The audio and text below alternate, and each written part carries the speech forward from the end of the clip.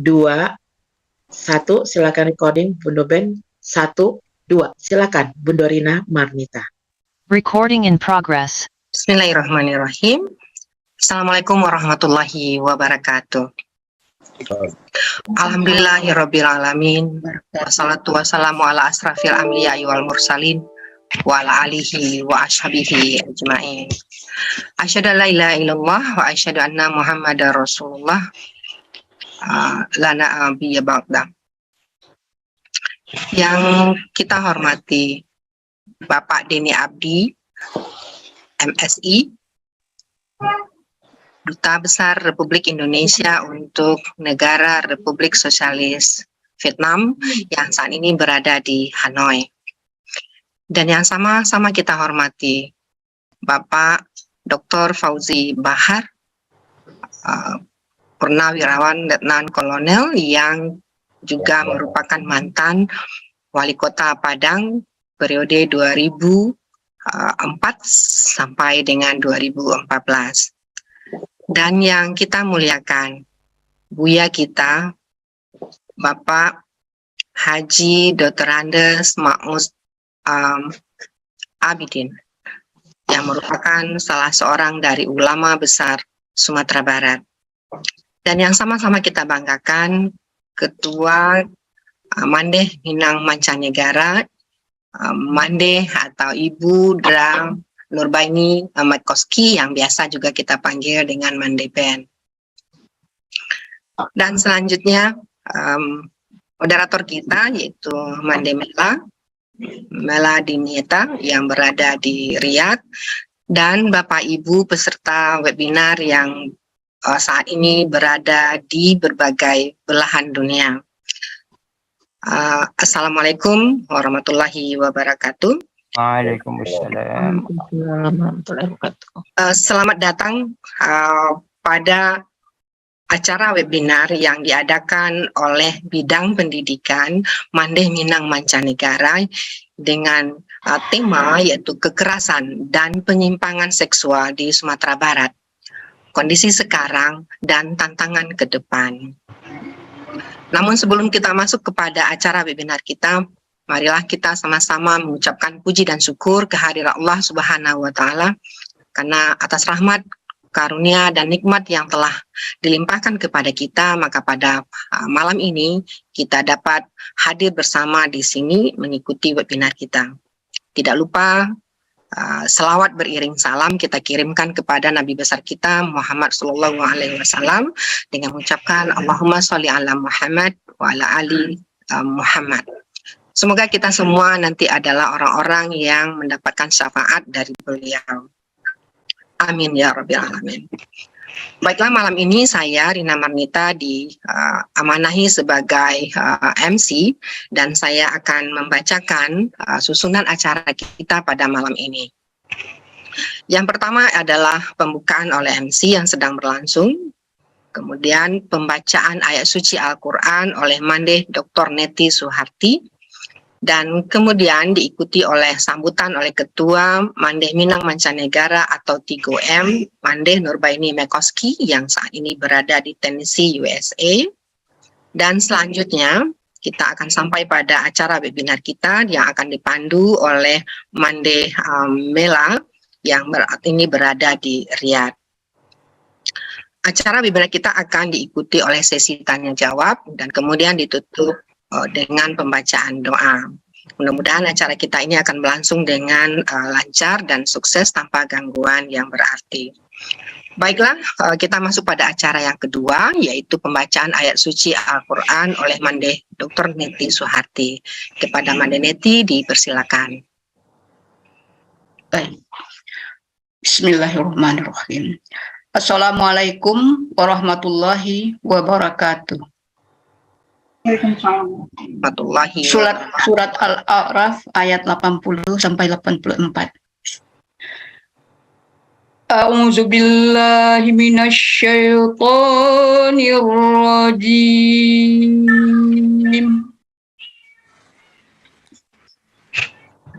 Bismillahirrahmanirrahim.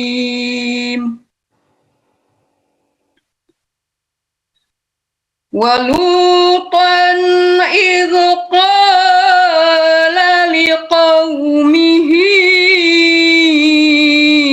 أتأتون الفاحشة ما سبقكم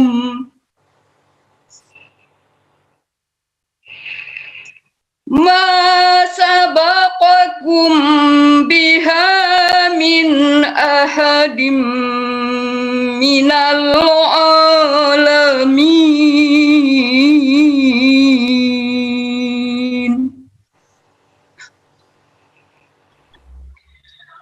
إنكم لتأتون الرجال شهوة من دون النساء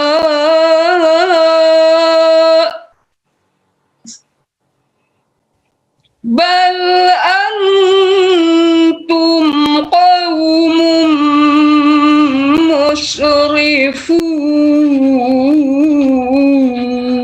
مسرفون وما كان جواب قومه إلا أن قالوا أخرجوهم من قريتكم إنهم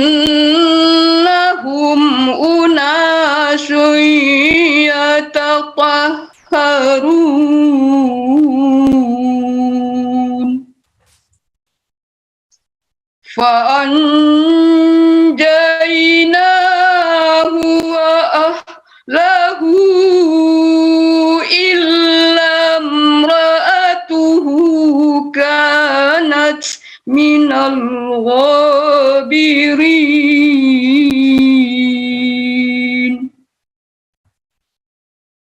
وأمطرنا عليهم مطرا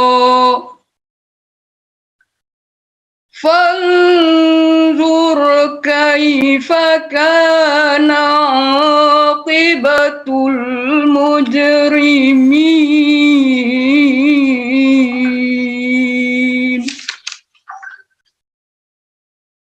Aku berlindung kepada Allah dari godaan syaitan yang terkutuk. Dengan nama Allah yang Maha Pengasih lagi Maha Penyayang. Dan kami juga telah mengutus Lut ketika dia berkata kepada kaumnya, "Mengapa kamu melakukan perbuatan keji yang belum pernah dilakukan oleh seorang pun sebelum kamu di dunia ini? Sungguh, kamu telah melampiaskan syahwatmu kepada sesama lelaki, bukan kepada perempuan. Kamu benar-benar kaum yang melampaui batas." Dan jawaban kaumnya tidak lain hanya berkata, "Usirlah mereka, Lut itu dan pengikutnya, dari negerimu ini. Mereka adalah orang yang menganggap dirinya suci." Kemudian kami selamatkan dia dan pengikutnya, kecuali istrinya. Dia, istri Lut, termasuk orang-orang yang tertinggal. Dan kami hujani mereka dengan hujan batu. Maka perhatikanlah bagaimana kesudahan orang yang berbuat dosa itu.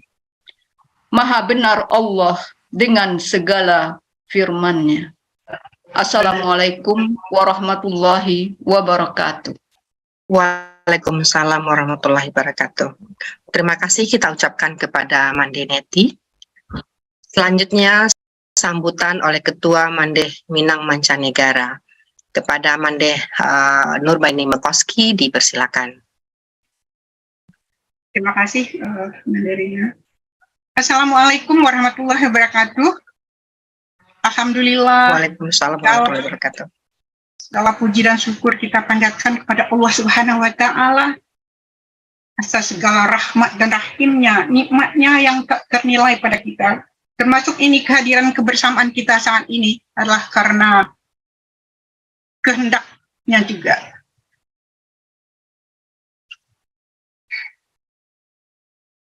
Eid Mubarak, para hadirin semua. Mudah-mudahan kita semua beroleh limpahan hikmah Ramadan. Semoga kita bertemu lagi pada Ramadan berikutnya, insya Allah. Yang saya hormati Pak Dubes Denny Abdi, keynote speaker. Terima kasih serta apresiasi yang tinggi yang telah menyempatkan untuk hadir pada event ini.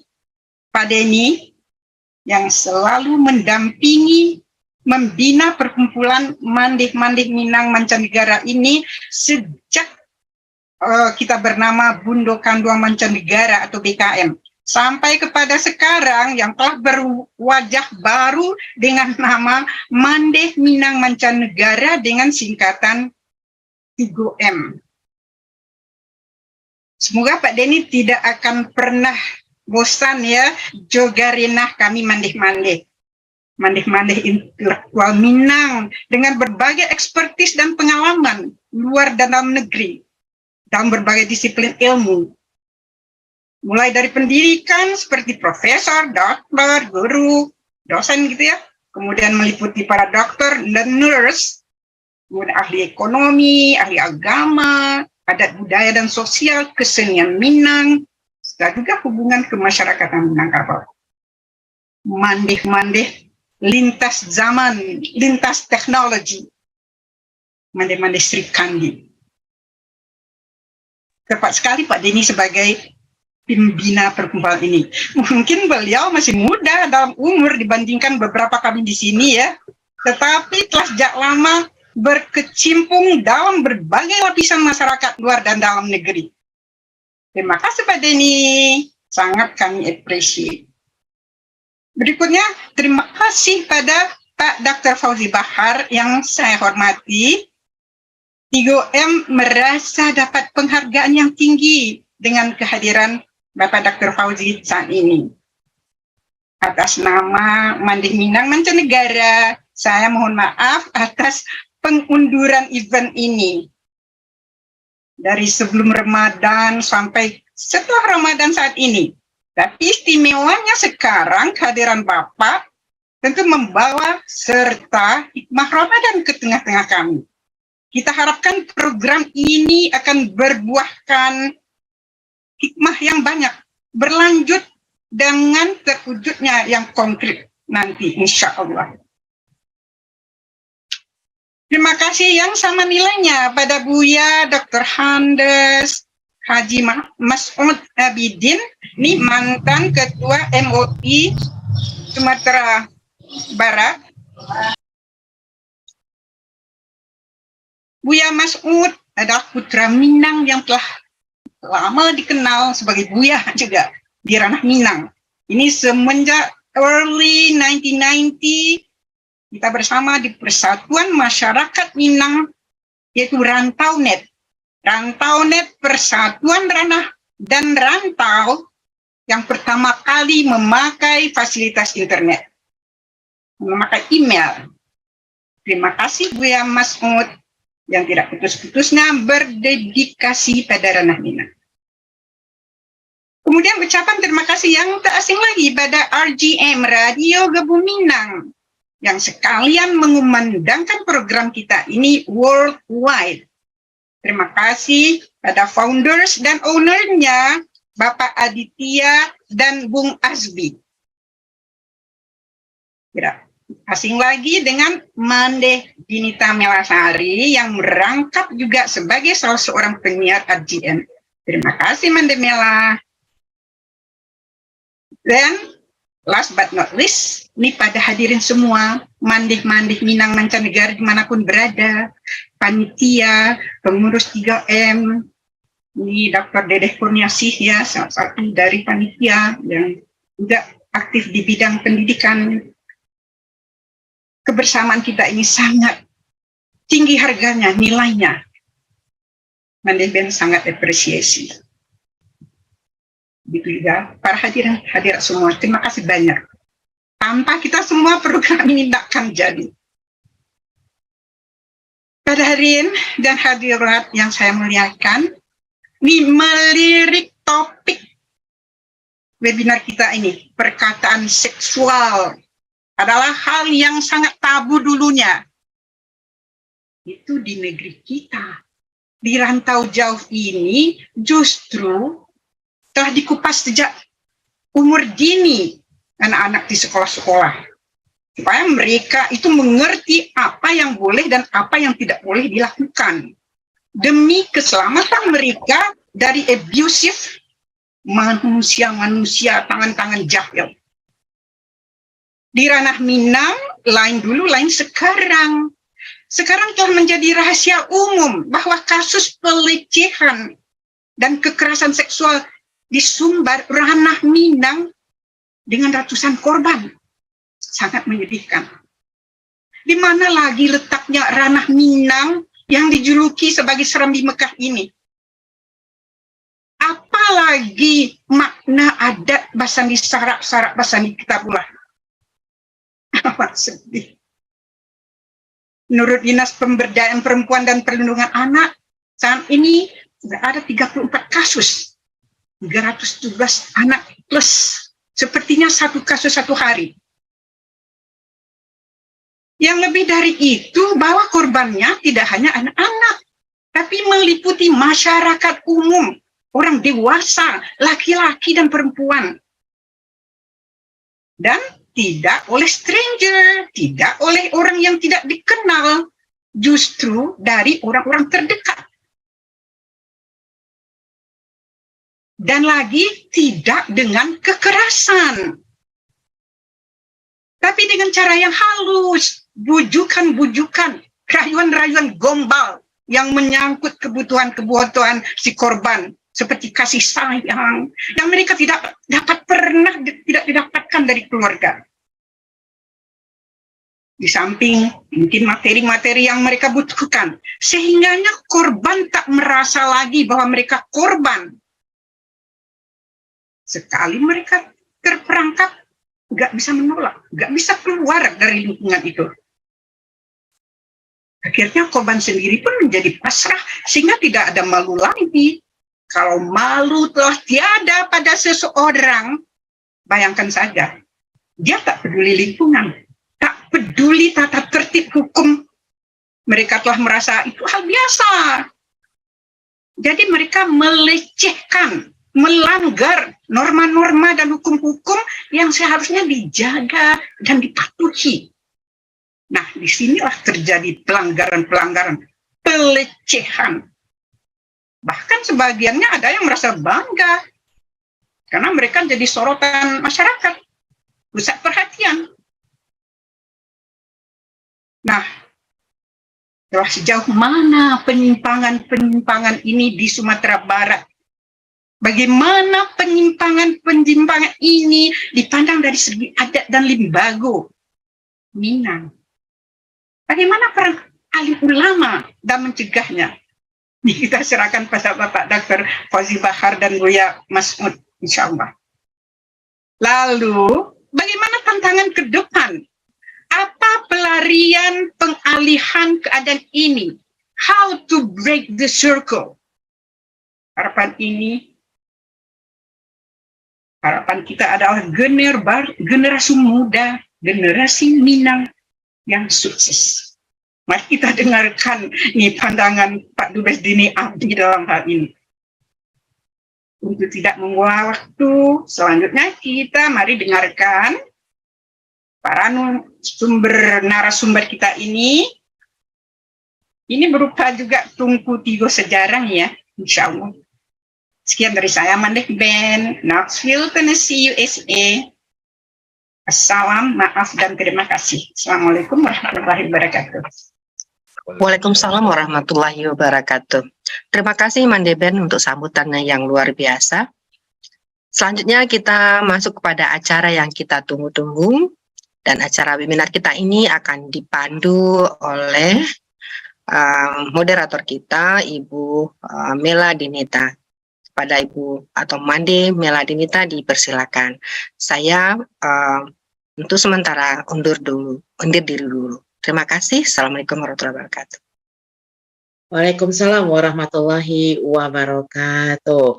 Terima kasih jazakillah khair Mande Rina Marnita yang ada di Padang sana yang sudah membuka dan memandu kita di acara.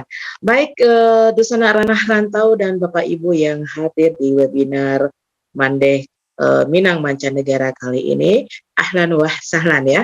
Selamat malam untuk Indonesia tentunya, dan sore di Saudi, dan juga pagi hari di Amerika dan beberapa tempat yang di mana kali ini mendengarkan baik melalui Radio Gebu Minang maupun di YouTube channel Radio Gebu Minang.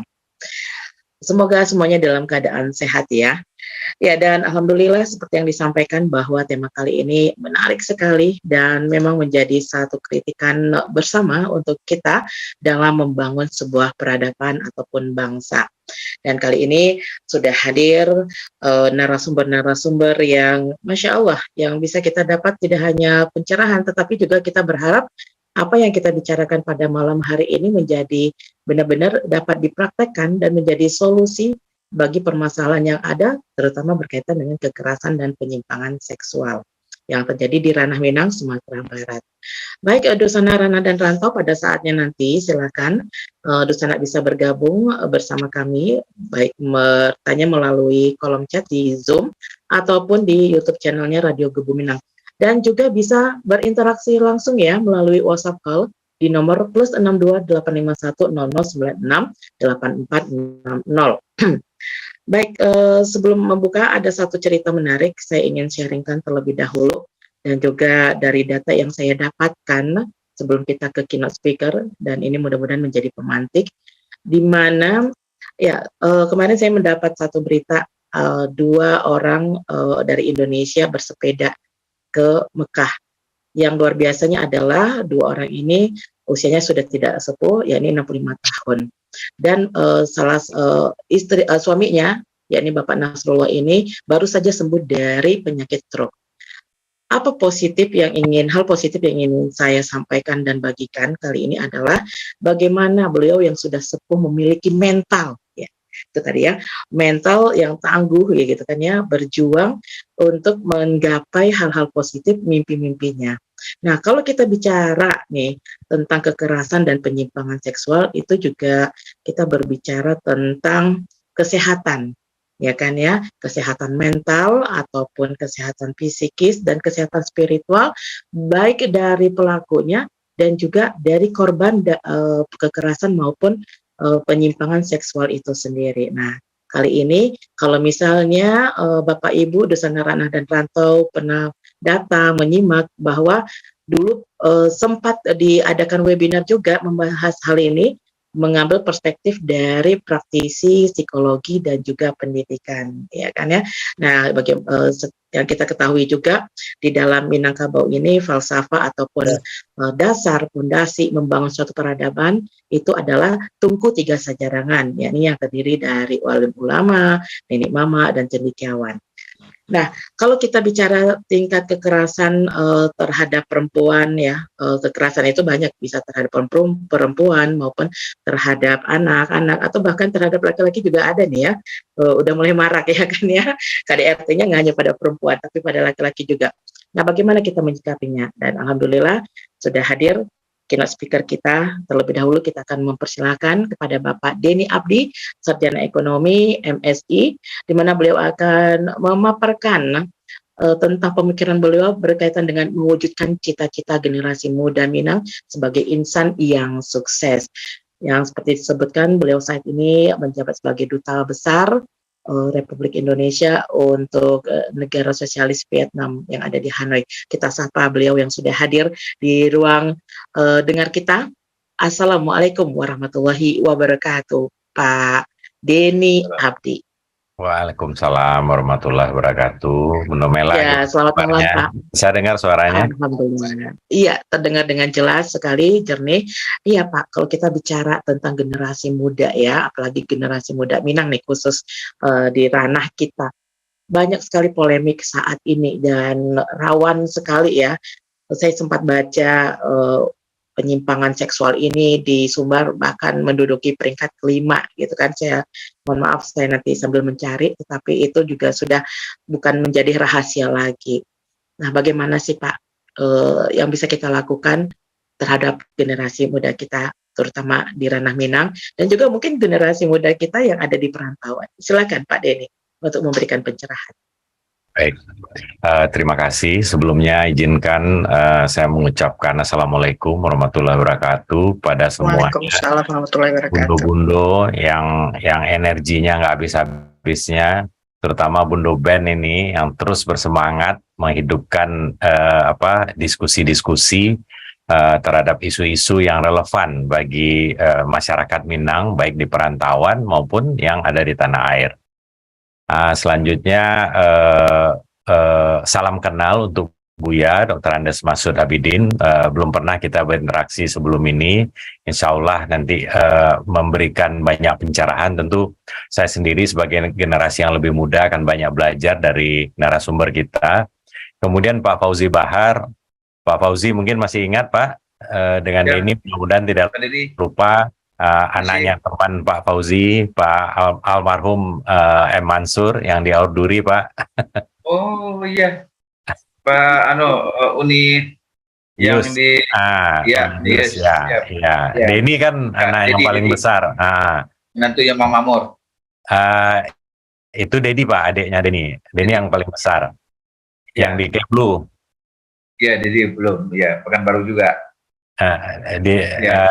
Denny di Jakarta dan ya kemudian karena bertugas di luar negeri, ya jarang memang ini ke tanah air. Yang Angkatan Darat? Yang Angkatan Darat nomor 5 itu. Nomor 5. Ya, Dekat ini yang nomor 1. Jadi sebenarnya Bu Ben, Pak Fauzi ini dulu udah kenal lama. Denny dulu panggilnya Om Fauzi. kawannya Udah Mansur. Iya, iya betul. Nah, jadi alhamdulillah bisa komunikasi lagi ya Pak Fauzi ya. Alhamdulillah. Pak Denny. Baik. Nah, kembali ke temanya, memang tema besarnya tadi sebagaimana dijelaskan oleh Bundo Ben dan Bundo Mela adalah kekerasan dan penyimpangan seksual di Sumbar. Namun, saya ingin melihat dengan perspektif yang dari angle yang berbeda. Jadi kenapa begitu? Karena memang mungkin ahlinya untuk masalah kekerasan dan penyimpangan itu mungkin dua narasumber kita, baik Pak Fauzi mungkin Buya dari pendekatan agama, dari pendekatan perilaku. Nah, saya mencoba menggunakan pengalaman selama ini, apa yang saya lihat, membandingkan tinggal di negara-negara yang berbeda, bagaimana sebuah negara membangun generasi mudanya, di mana faktor agama, di mana faktor orang tua, di mana faktor masyarakat. Makanya judul yang saya ingin sampaikan adalah bagaimana mewujudkan generasi muda Minang sebagai insan yang sukses. Nah, jadi mungkin kalau kita lihat judul kita, tadi Bu Ben bilang ya, kekerasan dan penyimpangan seksual. Mengapa hal ini menjadi masalah besar di Sumatera Barat? Apa akar masalahnya? Apa yang harus kita lakukan? Apakah ini hanya di Sumatera Barat atau di berbagai wilayah lainnya atau di negara lain juga terjadi? Nah, jadi kalau kita mencoba melihat secara kritis masalah ini, mungkin, nah ini sekali lagi ini berdasarkan pengamatan yang terbatas, mungkin benar, mungkin tidak. Mungkin selama ini pendekatan yang kita lakukan kurang lengkap. Dalam pengertian, kita mencoba mengadres masalahnya mengenai kekerasan dan penyimpangan seksual itu sendiri. Padahal mungkin itu hanya simptom, itu hanya ekses dari masalah yang lain lagi. Kalau kita lihat lagi akar masalahnya seperti apa? Tentu agama dan moral sangat penting. Sebagai pondasi dari sebuah masyarakat, bahkan sebuah bangsa akan hancur jika kedua aspek ini tidak kuat. Jadi agama dan moral itu sesuatu yang penting. Namun pada saat yang sama, tentu ketika kita generasi yang lebih tua, mencoba berkomunikasi dengan yang lebih muda, kita bicara moral, kita bicara agama, pertanyaan anak-anak yang lebih muda adalah, untuk apa moral dan agama?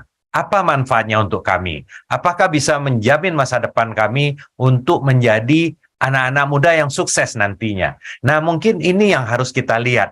Bagaimana kita mengemas pesan-pesan moral dan agama itu dalam sebuah paket, sehingga pesannya adalah kalau moral kamu bagus, agama kamu bagus, pendidikan kamu bagus, insya Allah kamu menjadi insan yang sukses baik di dunia maupun di akhirat. Nah, itu mungkin yang apa namanya yang perlu kita injek dalam pendekatan kita. Jadi kalau menurut agama sendiri kan aspek ini diperintahkan oleh agama kita. Agama kita menginginkan mengatakan seorang muslim yang sukses itu jauh lebih bermanfaat dari seorang muslim yang sebaliknya. Tangan di atas jauh lebih baik daripada tangan di bawah. Tangan yang di atas dia akan memberi manfaat untuk orang lebih banyak lagi. Sementara kalau tangan kita di bawah, kita malah sebaliknya. Kita mengharapkan bantuan dari orang lain. Nah, mungkin saja saya coba berpikir, mungkin ini ekses. Mungkin ini wujud rasa frustasi. Mungkin karena pendidikannya tidak berjalan dengan baik, pekerjaannya juga mungkin tidak menjanjikan sesuatu untuk masa depannya, sehingga muncullah ekses-ekses yang terjadi seperti yang banyak kita lihat hari-hari ini. Dan tentu hal ini seperti bola salju. Ketika hal ini kecil, bergulir terus, lingkungan saling mempengaruhi, katakanlah satu kelompok anak muda di suatu daerah, satu sudah memberikan dampak negatif, nanti akan diikuti lagi oleh efek-efek negatif lainnya. Tetapi jika yang terjadi sebaliknya, jika itu positif, dia produktif, dia akan memberikan pengaruh positif kepada lingkungan di sekitarnya. Nah, ini yang coba satu aspek yang kita lihat. Jadi bergulir terus. Oke. Kemudian kita coba lihat falsafah bangsa kita, ya kan? Kita menggunakan falsafah Pancasila yang sudah sangat kita kenal selama ini. Bahkan di Minang tadi juga sudah disebut sebelumnya ada konsep Tigo Tungku Sajarangan dalam falsafah kepemimpinan masyarakat Minang yang terdiri dari penghulu atau nenek mama, cadek pandai atau ilmuwan, pemerintah, guru, profesional, dan tentunya alim ulama. Nah, kalau kita kaji baik-baik, apakah betul dari 3 pendekatan ini kita sudah melakukan pendekatan itu secara seimbang? Apakah yang kita lakukan selama ini hanya misalnya katakanlah memarahi, menerapkan disiplin yang sangat keras, tapi tidak memberikan solusi bagi anak-anak ini? Bagaimana mereka ke depan? Bagaimana sisi keilmuannya?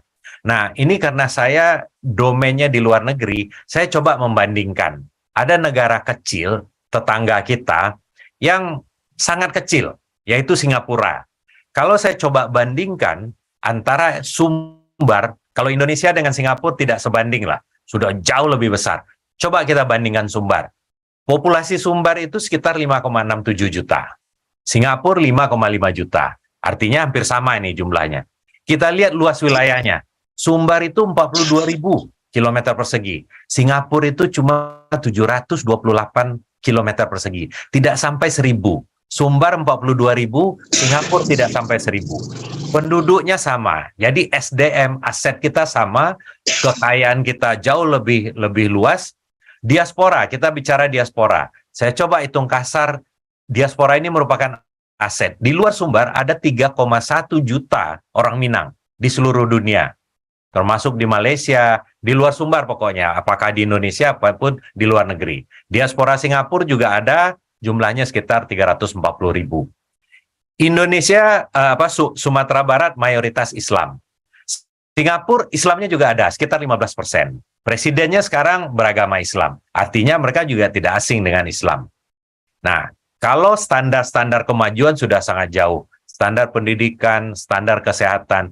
Income per kapita saat ini, kalau Indonesia sekitar 5.000 US dollar, Singapura itu sudah 91.000. Jadi sebetulnya Singapura itu kategorinya sudah negara maju. Nah, sekarang pertanyaannya, mengapa negara yang sebetulnya tidak menerapkan nilai-nilai Islam bisa lebih maju?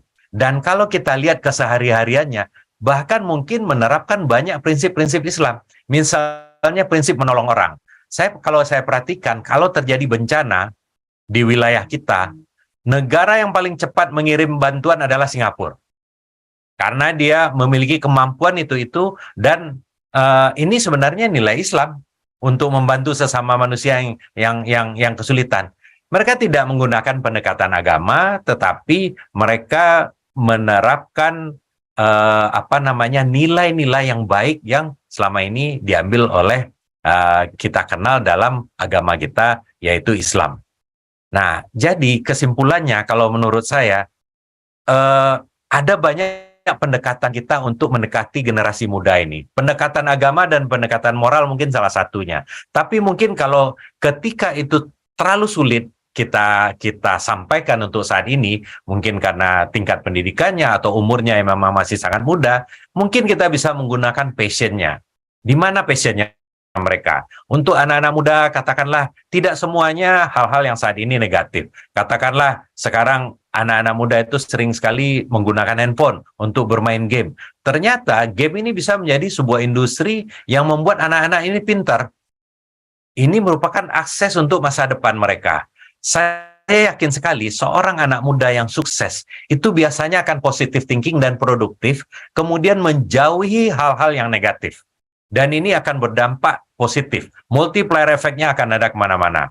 Nah, tanpa bermaksud membanding-bandingkan negara lain yang tidak menggunakan pendekatan agama dengan negara kita. Tidak ada yang salah dengan Indonesia, tidak ada yang salah dengan Sumatera Barat, bahkan konsep yang ditinggalkan oleh pendahulu-pendahulu kita, tigo tungku sajarangan, musyawarah untuk mufakat, banyak sekali yang itu merupakan sesuatu peninggalan yang sangat berharga. Cuma sayangnya pada saat-saat ini itu pun sebetulnya sudah banyak kita tinggalkan. Jadi intinya yang saya mau sampaikan adalah jika kita mencoba zaman berkembang, anak-anak ini juga sekarang mereka tidak bisa lagi orang tua memonopoli informasi. Ketika kita bicara, seorang orang tua bicara dengan anaknya, kita katakan, "Nah, kamu sekolahnya ini ya, menurut ayah kamu baiknya begini." Ternyata dia punya pandangan lain. Dia baca, dia dalami, dan kalau kita berikan kesempatan passionnya di situ, insya Allah dia akan menjadi manusia yang bermanfaat dan sukses. Dan saya selalu percaya, seorang yang sukses itu akan menularkan sukses kepada orang lain. Nah, insya Allah, dengan ini, bukan saya mengatakan ini yang paling benar, paling tidak, ini satu angle yang bisa kita explore. Selain pendekatan-pendekatan moral, melalui sekolah-sekolah agama, melalui selama ini yang kita lakukan. Jadi istilahnya, mari kita dekati anak-anak muda ini dengan gaya mereka.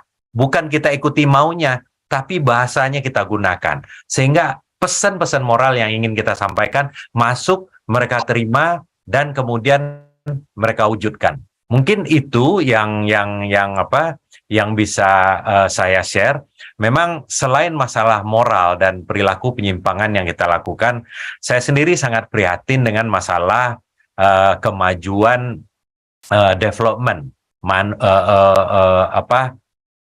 manusia di Indonesia, bukan hanya di Sumatera Barat, Indonesia secara umum. Jadi kalau kita banding-bandingkan Human Development Index kita dengan negara-negara lain, kita semakin lama kelihatannya kita maju kalau kita bandingkan dengan Indonesia di masa lalu. Jadi kita maju seperti kita berjalan perlahan-lahan. Berjalan maju. Tapi negara lain berlari kencang. Sehingga kalau dibandingkan kita seperti melangkah mundur. Ini bisa kita lihat dari berbagai macam indikator.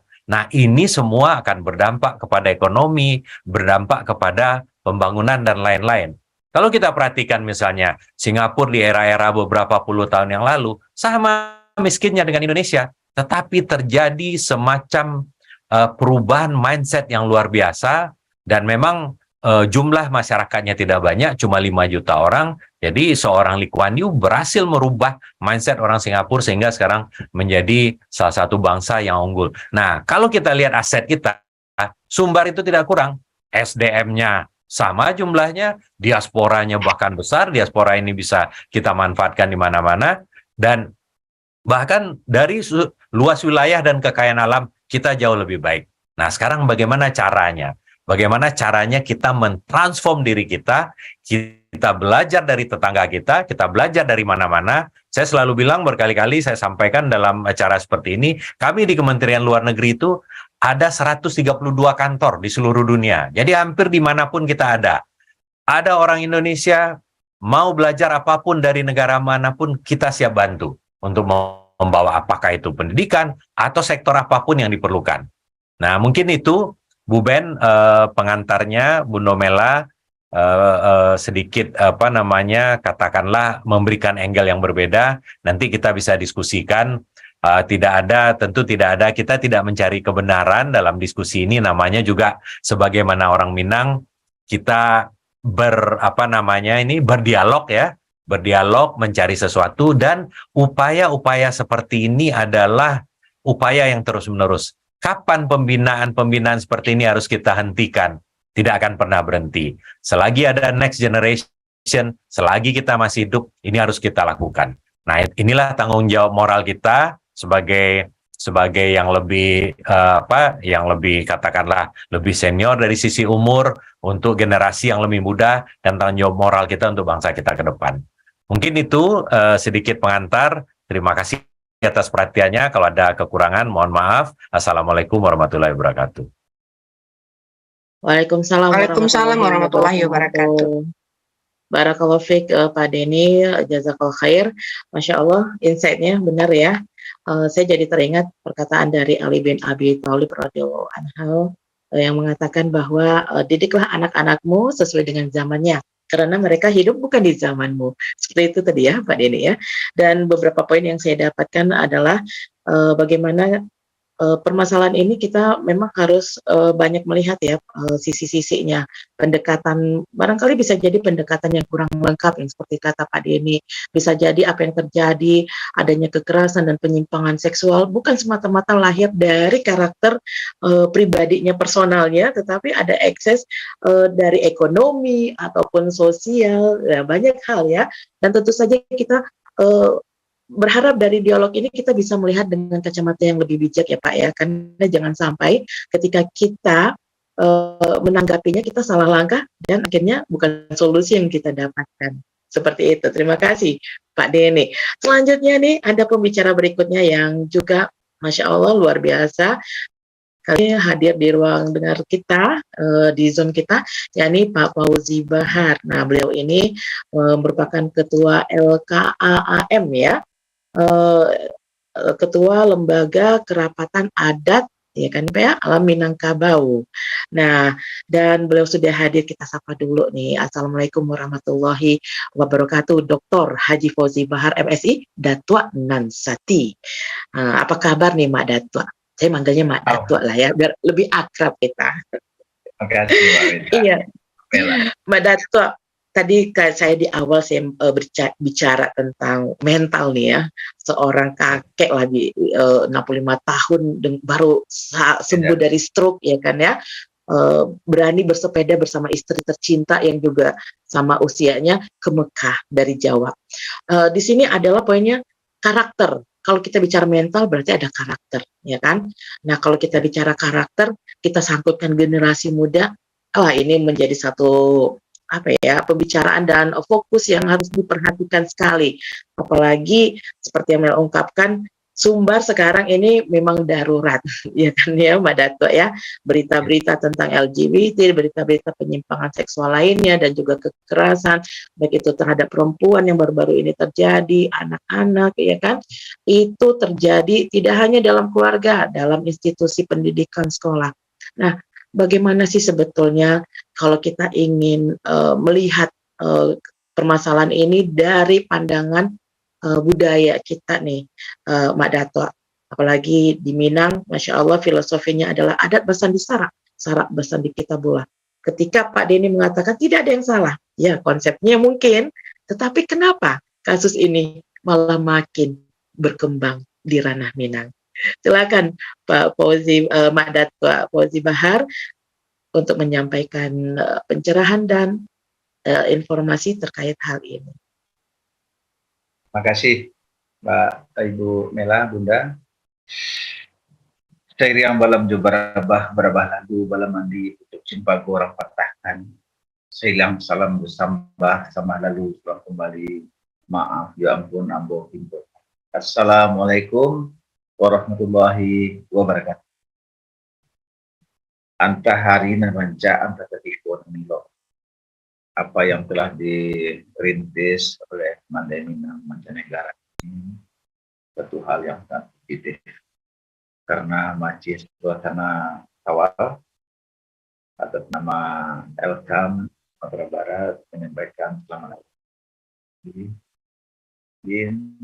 Mohon maaf lahir dan batin untuk bersama yang selamat pagi di Amerika sana, yang di negeri Paman Sam. Selamat sore untuk bersama yang di Afrika dan sekitarnya Timur Tengah. Selamat pagi juga, selamat siang, sampai apa. Tapi ada abang kita nih, Bang Denny Arti, ya selamat malam juga untuk di Hanoi. Ya. Saya pernah terkepung di Hanoi tahun 2001 ketika WTC dibom. Saya sedang terbang dari Kamboja dalam misi tabligh. Jadi teman-teman tabligh dari Thailand ke Kamboja juga ke Hanoi. Ketika terjadi WTC di bom itu, kita berpakaian itu ditahan semua di situ kan? Di Hanoi. Yang mulia ayanda kita, buya kita, yang Master Alidin, bidang guru saya. Ketika saya menerapkan jurusan Muslim di Padang dulu, ketika jadi lurah, ya kita ambil zakat ya, pegawai, tapi tadinya cuma 72 juta setahun dari 14.000 pegawai. Setelah tertarik menjadi 19,6 miliar. Ya. Naiknya cuma 80.000%. Kan? Untuk Mandaiminang Mancanegara ya telah menggagas kegiatan ini. Kemudian ada ini ya.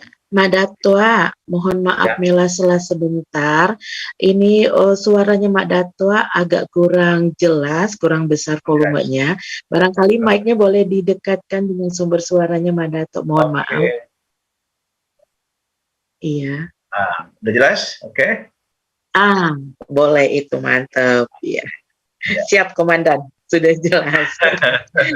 Dan yang lainnya boleh di-mute-kan ya mic-nya sehingga tidak ada noise. Ya, terima kasih. Silakan Mbak Datua. Ya, kami teruskan. Ya, Bu Noveni, ya PSD, Kementerian Bodina, Bonita, dan Mbak Mela yang membawa kita ini dan seluruh rencana yang tidak saya sebutkan satu persatu. Sebuah gagasan dan sebuah perhatian yang sangat besar, dan ini sebetulnya kekayaan kita yang paling mahal itu adalah anak dan keturunan kita. Dan Mande, siapa saja di Minangkabau ini, Sumatera Barat, apa saja sukunya, saya mamanya. Hari ini Mande telah memikirkan anak. Jadi memang sebenarnya tugas ini mama ini yang telah dirintis, diingat-ingatkan Bang Denny bahwa pantasnya, karena tadi saya katakan kekayaan kita yang mahal itu ya keturunan ini. Harta kita mahal itu adalah anak kita. Tidak ada mengalahkan. Apa saja sumber daya alam kita tidak terkalahkan sumber daya manusia. Ya. Dari itu sangat pantasnya lah. Dan di Minangkabau itu yang bisa dijual memang sumber daya manusianya itu. Ya. Konon dari 9 orang yang memerdekakan Republik ini, 5 berasal dari Minangkabau. Ya. Dari itu kita kembali mengangkat. Memang cara mengatur dan memakai ini ya perlu kembali memang. Sebetulnya anak kemenakan kita ini bagaikan air dari hulu sungai. yang bersih, jernih, bagaikan aqua. Kenapa sampai di muara dia mulai coklat-coklat kehitam-hitam? Di mana salahnya ini? Ya. Dari itu ya kalau dibawa ke istilah tentaranya, istilah tentara itu tidak ada anak buah yang salah, yang ada komandan yang salah. Ya. Salah mama lah sebetulnya itu. Tunggu sejarah ini perlu kembali kita tingkatkan. Makanya dulu ketika saya jadi lurah di Kota Padang, bulan puasa ini semua sekolah tertutup. Semua sekolah Kristen pun tertutup. Semuanya yang Islam masuk ke masjid. Nah, kalau anak Kristen dia bersekolah juga, anak Islam ketinggalan pelajaran. Saya adakan pula namanya di pelahan sana, ada pastoral untuk orang Fulani, Bina Widya untuk Buddha dan Hindu gitu ya, Satria. Tapi kegiatan ini, alhamdulillah kemarin Pak Gubernur kembali menggabungkan pasar badan itu di masjid kembali ya. Yang tadinya di zaman Pak Irwan itu di sekolah, anak-anak SMA kebetulan di bawah Gubernur diadakan sekolah. Sudah kita teliti anak-anak yang bersekolah di Ramadan itu 14-17% tidak berpuasa. Dia nggak tahu dia singgah di mana, dia makan dulu. Malah pernah tertangkap oleh kita, anak SMP ini dulu, zaman saya jadi lurah itu, nonton BF bareng-bareng di rumah temannya. Di bulan puasa. Makanya saya sangat keras dulunya melakukan pasar Ramadan. Ini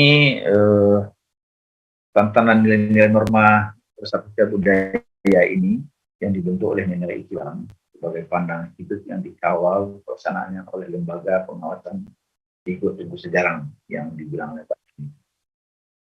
Memang ini harus gerakan kembali ya, diimbang nilai para imama, ulama, pemerintahan itu harus balance. Kalau tidak, satu saja lemah, ya.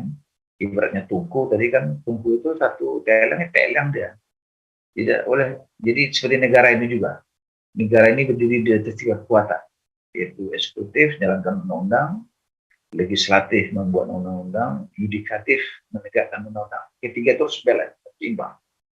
Kalau eksekutifnya kuat, 2 lagi lemah, diktator deh. Ya.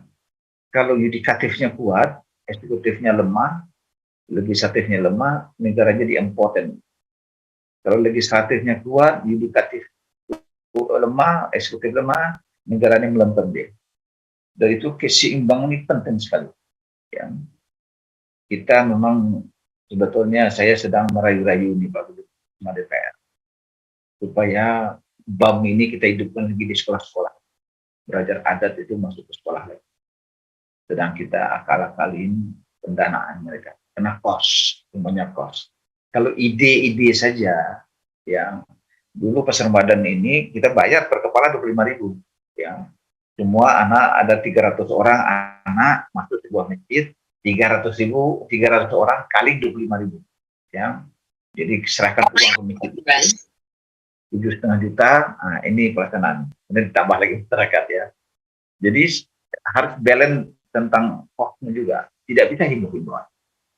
Apa saja, ya dulu ketika saya perangi togel judi ya, tidak bisa himbau-himbauan dengan dananya dan biaya baru habis dia togel itu ya. Tetapi kalau himbau-himbauan slogan-slogan saja anti narkoba dan anti LGBT, kita bikin slogan, dia bagaikan apa ya, justru di bawah slogan itu dia narkobanya, di bawah pamflet slogan anti narkoba itu dia bisa ganjanya. Betul LGBT ini. LGBT ini tidak bisa slogan-slogan. Ya, harus pemerintahan kabupaten kah, kota kah, gubernur kah, harus bikin kos. Ada dana, ya. Kalau tidak, itu ya jempol aja terjadi aja. Dari itu memang kita hendaknya seperti LGBT tadi, ya. Sebetulnya dulu ketika Asma Ulusnah bergema di Kota Padang, hanya sepertandingkan saja, ya. Cuma ilmu olahraga saja tuh, karena saya sarjana olahraga, Pak Denny. Jadi untuk memaksa orang berlatih, adakan event. yang kasih hadiah besar. Jadi lomba Asmaul Husna, hadiahnya mobil. Pagi, sore, siang, malam berlatih Asmaul Husna dia. Ya, untuk memaksa satu kampung ini orang main catur pagi, sore, siang, malam, adakan pertandingan catur. Kasih hadiah besar, sibuk mencatur orang Jawa Tengah. Ya. Dari itu semuanya ini memang tergantung pada bagaimana eksekutif dan legislatif mau memberikan anggaran untuk perang. Jangan sampai generasi ini diterkam oleh serigala yang bernama narkoba, yang bernama LGBT, yang bernama pergaulan bebas. Hari ini Bundo tambah lagi satu lagi tawuran. Kenakalan itu ada lagi satu lagi tawuran. Tawuran ini jangan dianggap enteng. Teman saya di Jakarta ini, anaknya pagi-pagi SMP, 14 tahun, pamitan, cium tangan ayahnya, sore-sore pulang udah jadi jenazah kena tawuran. Jadi lebih kejam lagi daripada hal narkoba tadi. Jadi jenazah dia. Dari itu ini semuanya ini ya lama. Ya. Akhlak itu berdasar kata khuluq. Khuluq itu berdasar kata khalik. Khalik itu berdasar kata yang khalik itu pencipta. Di alam semesta ini yang mencipta itu cuma dua. Allah satu, manusia satu. Makhluk lain tidak pencipta. Malaikat tidak. Iblis, setan, jin tidak ciptakan. Binatang, tumbuh-tumbuhan, apa tidak cipta. Cipta itu cuma manusia dan Allah saja. Untuk dia menciptakan sesuatu dengan baik, atau melahirkan sesuatu baik itu, makanya akhlak ini. Jadi kalau ada orang gagah, orang pintar, tapi dia tidak berakhlak, dia mau jadi bupati, jadi wali kota, jadi gubernur, jadi presiden. Jangankan jadi bupati, wali kota, jadi gubernur. Jadi manusia pun tidak memenuhi syarat sebetulnya kalau dia tidak tahu. Karena yang membedakan manusia dengan makhluk lain itu apa itu? Jadi pekerti itu. Nah, saya punya program ini ke depan nih, Bundo Banjarnegara. Anak kelas 1 SD. Anak kelas 1 SD hari ini 2 tahun TK. Berkah bagi anak kelas 1 SD. Diwajibkan menghafal 10 surat. Ya. Juz amma itu. 1 sebulan itu cuma. Harus hafal 1 sebulan. Kelas 2 tambah 10 surat. Kelas 3 tambah 10 surat. Kelas 4 tambah 7 surat. Jadi 37 surat. Atau 1 juz amma. Kelas 4, kelas 5 mengulang. Tajwidnya, bacaannya. Tulisannya kalau perlu. Yang 2003, 2004, 2005, 2006 kita bikin aturan. Tidak boleh masuk SMP kalau tidak hafal 1 juz amma. Kangkangnya dia menghafal 1 juz amma. Kalau kita masukkan 1 juz amma ke dada setiap anak yang lahir di Sumatera Barat, yang nanti akan lahir lagi Syahrir, akan lahir lagi Abu Salim, lahir lagi Hatta, lahir lagi Biang. Saya tamat SD ini, hafal 1 juz. Masuk SMP, masuk SMA. SMA saya hafal 1 juz. Kebetulan saya lulus di UGM. Ya. Saya akan bisa hidup dengan 1 juz amma saya itu. Saya tinggal di masjid, kebetulan ibu saya miskin, saya baik. Saya tinggal di masjid, saya jadi imam, jadi garden sana. Saya bisa selesaikan sarjana saya dengan 1 juz amma. Dari itu memang merubah manusia ini tidak bisa ujuk-ujukan. Ya. Harus kita bikin planningnya. Ya. Bupati dan wali kota ini harus sepakat untuk melakukan. Karena saya ini tidak sesulit saya menjilbabkan orang Kota Padang. Ya, tidak sesulit itu. Dan waktu saya membuat jilbab Kota Padang itu, ada 80, itu belum ada WA. Ada 18.000 SMS. Dan saya print setiap SMS itu saya print. Terkumpul lebih dari 18.000. 90% dan saya menghina saya. Sampai saya dipanggil oleh Bapak Presiden waktu itu SBY. Menteri Dalam Negeri karena waktu Presiden. Karena ada warga Padang bikin surat ke Vatikan bahwa ada sebuah mayor city memaksakan warganya berbusana muslim, itu judulnya. Saya dipanggil presiden. Ya. Artinya ketika satu konsep ini benar, harus dari hulunya kita bersih. Ya. Tapi kalau kita intai di muara sungai, air yang kotor ini, setiap hari kita tukang cebok aja kita. Kotor tuh datang kotor terus. Tetapi kalau dari hulunya kita jaga mereka ini sampai ke muaranya, karena tadi dasarnya kan bersih, jernih, kayak air aqua gitu generasi ini. Yang kalau kita kawal, yang cukup 1 juz amma aja cukup. Ya, saya yakin sekali, ya, tidak sulit ini. Ya. Tetapi bupati, wali kota, gubernur harus mendanai. Ya. Tapi kalau tidak, tangis bunda makin kencang, jatuh korban makin banyak. Diterkam oleh serigala yang bernama narkoba LGBT ini makin menjadi jadi ke depan. Harus kita ubah. Ya, saya sependapat ini. Saya juga bagikan dibangunkan dari tidur tadi ini. Kemarin ini untung aja ini bunda ya. Saya tergagap sebenarnya ini ketika ibu-ibu menangis tentang generasi ke depan, tentang Minangkabau ini. Tidak usah kita sembunyi-sembunyikan tentang LGBT. Ya. Seperti dulu saya di Padang, ya namanya PSK itu, ngapa namanya PSK? Namanya Poyo aja namanya sebenarnya. Ya. Harus kita jelain namanya, jangan kita cantik-cantikin pula namanya PSK, pekerja ini seksual ini. Namakan aja Poyo saja. Biar kita perang poyok sekalian ya.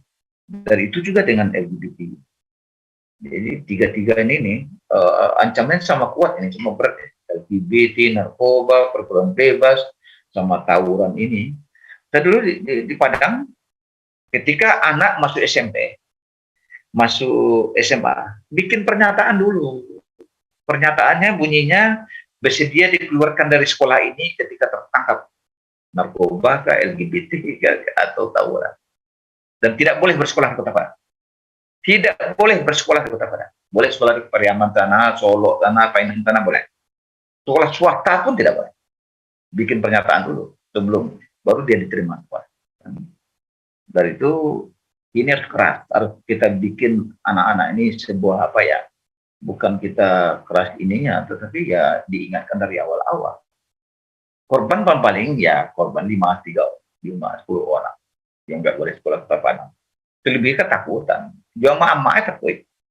Jo ama abah takut. Ang cakak-cakak ang tawuran tetangko limu sekolah Pariaman, limu sekolah di Solo, limu bersisah jo mama. Lalu sama cakak lah, narkoba lah. Cik ama ini semua ibu mengatakan itu pada anak. Ya di Kota Padang, ya. Mama ada korban mas ya, ada 5 orang korban, tidak boleh sekolah di Kota Padang. Bikin pernyataan yang tidak bisa dituntutnya karena pernyataan sudah bisa bikin sebelumnya. Dari itu ini apa yang kita bahas hari ini hendaknya didengar oleh para bupati dan wali kota. Buya Mas Aud, saya berharap memang ini harus kita sampaikan konsep ini, Pak Gini. Karena ya itu saya bilang tadi, harta kita paling mahal itu anak kita. Apa melebihi anak kita? Siapa mau jual anaknya 10 miliar, 5 miliar? Ada yang mau ambil matanya, ada mau jual nggak? Mencuci matanya, nggak ada pun ibu mau. Dari itu ini perlu memang, jadi konsepnya ya harus kesepakatan segala semuanya, ya. Tidak cuma satu tonggak saja, ya. Dan semuanya ada di Minangkabau, Sumatera Barat, ya. Tinggal pelaksanaannya. Dari itu sekali lagi kos ini, jadi saya tidak menjelaskan tentang konsep ini tadi saya kirim kepada Bunda, ya, apa aturan-aturan itu. Ketika ini dibiayai, saya yakin ini 80% bisa kita kurangi dari bahaya itu. Ketika kesepakatan para bupati wali kota membiayai tentang gerakan ini, ya. Tapi kalau tidak, hanya slogan-slogan saja, tidak, ya. Jauh sebelum Republik ini ada, sudah diimbau untuk tutup aurat, itu diimbau. Tapi kalau tidak dimulai oleh pemegang kekuasaan, tidak bisa. Ya, harus jadi kesepakatan ini harus kita lakukan. Sementara itu yang Bunda, kalau saya tidak menjelaskan tentang konsep ini, tadi sudah kirim tulisan saya, tapi terlalu panjang kalau saya jelaskan tentang ini. Tetapi kesepakatan ini dulu, termasuk perguruan tinggi, ya, Ibu Rina, PhD, ini memang harus kita harus ya jangan tanggung-tanggung. Kalau saya ini harus kita selamatkan generasi ini, karena ini adalah apa yang lemah. Mungkin itu yang saya sampaikan dari Elkam, ya, karena ya saya kasih pantun juga lah agak satu ya. Pariangan jadi tampuk tangkai, pagaruyuang pusat tanah data, tigoluha orang mengaturkan. Adat josara jiko bacarai, bagaikan gantuan nan alah sakah, tampik bapijak nan alah tambat. Ya. Pantun keduanya, sindorong jajak menurun, takukit jajak mendaki. Adat josara jiko tersusun, bumi sanang padi menjadi. Assalamualaikum warahmatullahi wabarakatuh. Waalaikumsalam warahmatullahi wabarakatuh. Terima kasih, barakallahu fiik, jazakallahu khair, Mak Dato' Fauzi Bahar yang menyampaikan dari perspektif budaya ya, adat istiadat Minangkabau tadi. Tidak ada yang salah gitu kan ya. Dan tadi kata kuncinya adalah kontrol dan juga kesepakatan. Namun nih, Mbak Dato' ya, beberapa kali saya menghadiri perbincangan berkaitan dengan perilaku menyimpang seksual ini, ada kesan kegamangan, ibaratnya gitu ya. Gamang, kalau ada lagunya Gamang Menanti Rindu ya kalau nggak salah ya. Nah ini gamang di antara para nenek mama dan juga ulama untuk menerapkan dalam bentuk regulasi tadi. Contohnya kita ambil Kota Bogor dengan berani mengeluarkan peraturan daerah bahwa mereka menolak yang namanya LGBT. Nah, apakah itu juga merupakan tantangan nih yang besar yang harus dihadapi oleh Tungku Tiga Sejarangan di Ranah Minang? Dan nanti Mbak Dato' Mela ingin bertanya juga, boleh ya sambil pemantik, dan silakan nih Dusanak Ranah dan Rantau yang ingin bertanya boleh dipersiapkan pertanyaannya, baik itu di kolom chat YouTube channel Radio Gebu Minang maupun di Zoom tadi sudah ada Made Albert ya kalau nggak salah. Apa sih kekuatan yang bisa kita bangun ya kan ya dalam artian ya kekuatan ranah dan rantau. Nah kita kalau bicara orang Minang kan tidak hanya bicara ranah ya, tetapi rantau juga yang bisa kita bangun dalam tidak hanya mensosialisasikan ini salah, ini bertentangan baik dengan adat maupun peraturan dan segala macamnya, dan serta penerapannya barangkali itu.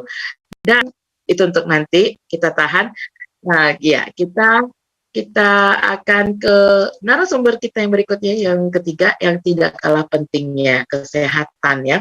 Kesehatan tadi spiritual, karena bagaimanapun ketika ada penyimpangan berarti ada yang salah nih. Tadi Pak Denny mengatakan moral dan agama itu saling bersautan ya.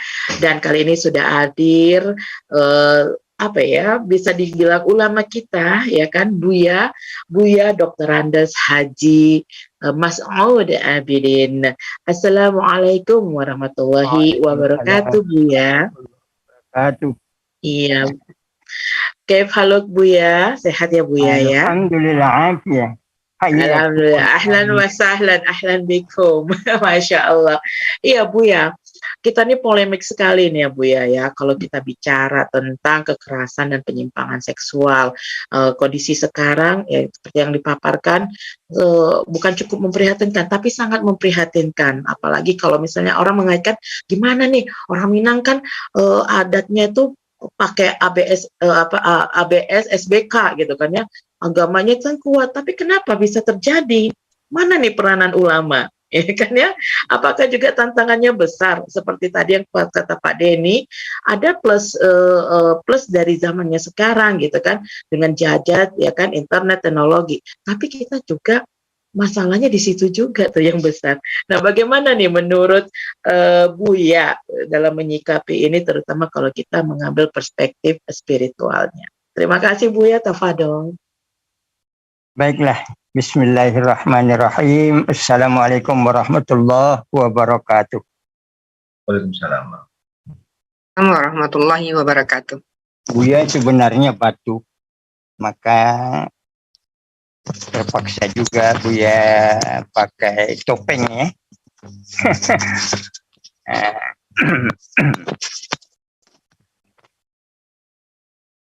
Alhamdulillah wassalatu wassalamu ala Jazakallah Buya, Rasulillah mudah-mudahan wa ala alihi wa sahbihi wa wala.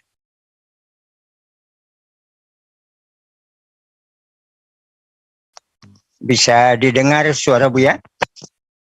Alhamdulillah, bagus Bu ya. Masuk. Alhamdulillah. Alhamdulillah. Bersih sekali, Bu ya. Bersih.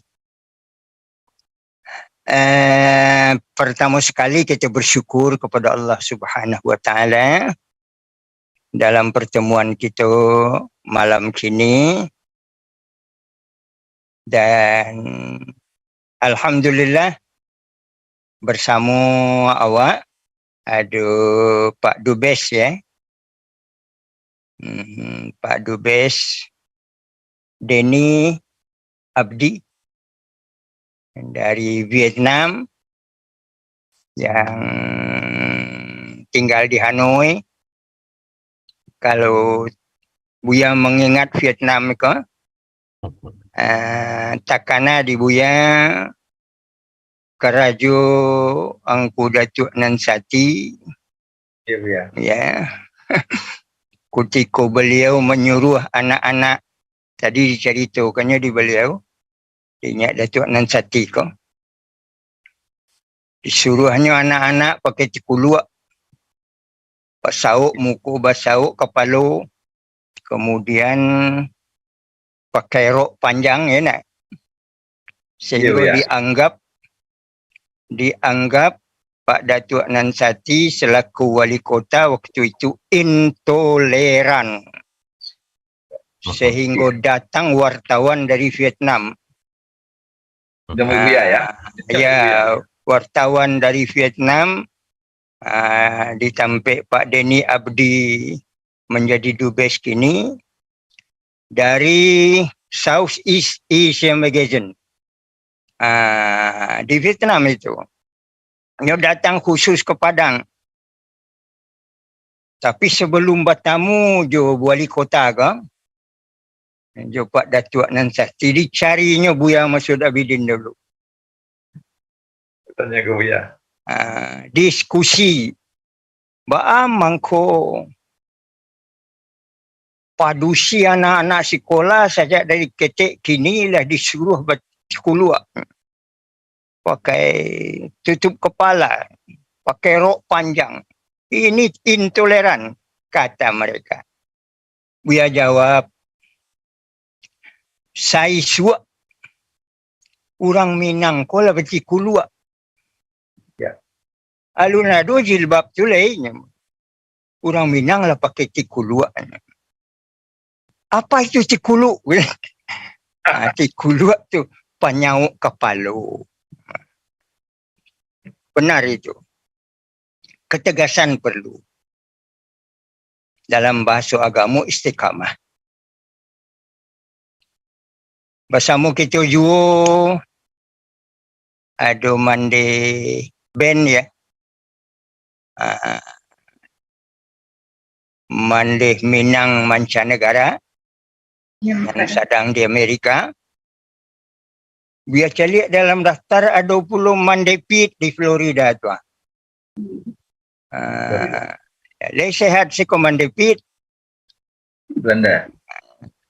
Kemudian ada Pak Joko Susilo dari Jawa Tengah. Ada Adinda Rasdinal Ibrahim juga. Alhamdulillah lah Ibu ya. Alhamdulillah, alhamdulillah. Kemudian kita ambo dulu Buya Bantulaweh. Kini lah gai ambo Buya masih menceramah. Alhamdulillah. Ya ladu karak kaliangnya Bundopit. Kalau di Florida itu masih muda tu Buya. Oh masih, Masih main tenis alhamdulillah. juga orang di Siko baru tu, semua tu. Abu ya lejo ke Pasaman baru jo ke Mentawai walaupun lah 2 kali 88 tu. Taruh yang boleh ikuti kegiatan Buya, ndak bisa ijab jambo tu. Amin, amin. Mudah-mudahan sehat Bu Pit yo. Alhamdulillah. Salam hormat untuk seluruhnya. Tu ada puluh ingat Datuk dalam tu celeh ha. Datuk Pangkabudi. Budi Ditya. Pak Albert tu ha. Assalamualaikum ya. Ibu dalam. Waalaikumsalam. Le sihat-sihatnya Datuk. Alhamdulillah sehat ya. Alhamdulillah. Semoga Buya lebih sehat. Lai, alhamdulillah, barakai doa kita bersama. Iko karajo mandeben ko, yo bana karajo gadang disuruh hanya awak membicarakan masalah-masalah kekerasan, masalah penyimpangan seksual, dan indak saja terjadi di negari awak, tetapi juga banyak terjadi di negari orang. Apa nan terjadi di negari orang ko nan bertiru di awak kini atau nan terjadi di awak nan ditiru di orang lain. Ikon tak jaleh di awak tu ko. Tetapi sebelum Buya menjawab apa nan disuruh oleh Ibu Mandeben membicarakan peranan ulama sebagai tadi disampaikan juga oleh Mandemela dan Ado di Riyadh tu ha.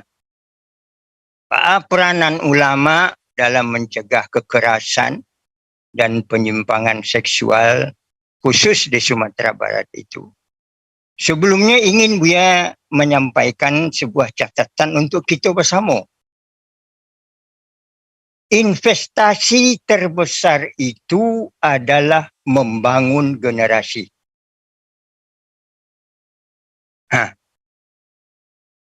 Investasi terbesar membangun generasi, bukan membuat perusahaan. Membangun generasi. Sehingga turun bana wahyu Allah supaya setiap orang membangun generasi. Ju firman Allah turunnya, Qu anfusakum wa ahlikum nara. Onde hebat. Disuruh menjaga diri, disuruh menjaga generasi. Artinya investasi. Investasi membangun generasi itu ialah membangun syahsiyah. Syahsiyah. Kalau bicara tentang syahsiyah, kepribadian, moralitas, keadaban, itu syahsiyah. Watak, perangai, dan membangun syahsiyah itu dari 2 hal. Tidak bisa. Pertama ilmu dan kedua adab.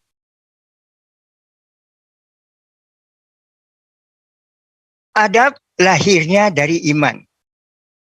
Tanpa iman tak mungkin ada adab.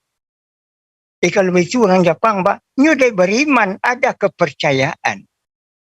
Ada kepercayaannya. Kepercayaan itulah. Kalau kita kaji jauh-jauh tentang bahwa Allah menceritakan dalam Al-Quran, ya, 2/3 dari isi Al-Quran itu kisah-kisah saja. 2/3 kisah yang berisi iktibar. Iktibar itu problem solving. Kalau bahasanya Mandarina ya di universitas ya. Iktibar itu bahasa fakultasnya problem solving. Exactly. Itu. Kalau tidak mau menjadikan iktibar Al-Quran itu tidak akan nampak jalan keluar tu. Jadi kitab-kitab suci diturunkan oleh Allah Subhanahu Wa Taala berisi problem solving dari seluruh masalah manusia. Kenapa? Karena setiap manusia dalam setiap zaman akan menghadapi tantangan kesejagatan. Tantangan kesejagatan, tantangan nan samo di seluruh dunia kok. Tadi umat Nabi Lut diceritakan di dalam pembacaan ayat Al-Quran tadi. Ujung ayatnya mujrimin, orang nan sasek. Jadi itu, apa problemnya? Problemnya, tanamkan kepada mereka ilmu dan tanamkan kepada mereka keyakinan, iman. Kita tahu. Kalau kita membuka kisah Al-Quran yang paling indah, Surat Kahfi. Di Surat Kahfi dinyatakan betul modal utama untuk membangun syahsiah generasi fityatun amanu birabbihim. Yakni para remaja yang sejak dari muda remajanya ditanamkan iman yang kokoh, kepercayaan yang kokoh kepada Tuhan mereka. Kalau itu sudah ada, wazidnahum huda, akan bertambah-tambah petunjuk untuk mereka. Nah, jadi Buya ingin meletakkan lebih dahulu catatan dalam fikiran awak, yaitu investasi terbesar adalah membangun generasi. Di negara awak kini investasi terbesar membuat jambatan, iaitu pada Tuak Pangkabudi, membuat jalan tol. Kalau tiba di Ibu Mela, alat tol katanya. Kalau tiba di alat tol katanya, tiba di Riyadh tu.